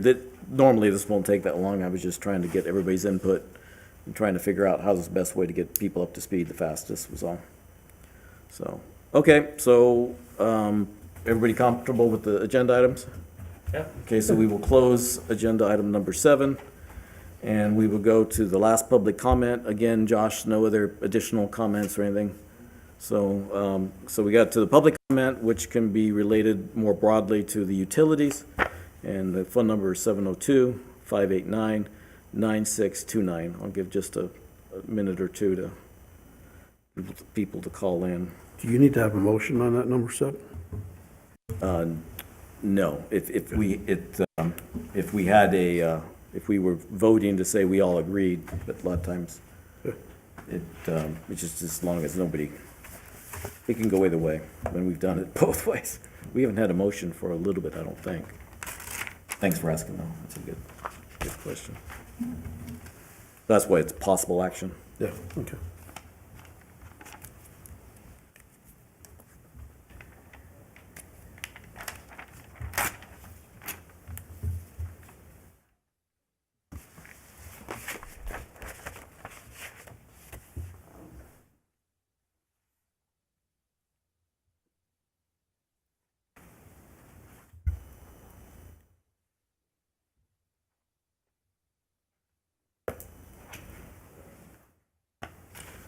So again, that number is 702-589-9629.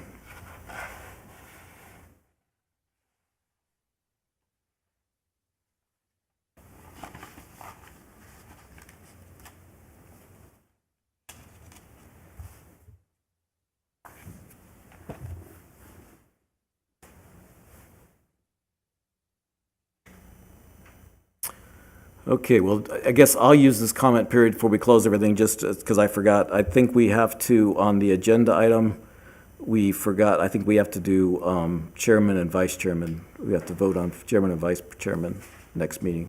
That's correct, yeah, we can add that. We have to add that in. So that would be probably item number 2. Okay, hearing no comments, again, we will shut down the comment period. And we will close the meeting, so the meeting then is, well, I guess I'd take a motion to adjourn the meeting. A motion to adjourn? All in favor, say aye. Aye. All them in favor, say nay. So we adjourn the meeting at 3:48. Thanks again, everybody's time and patience, greatly appreciate it. And thanks for the city staff support.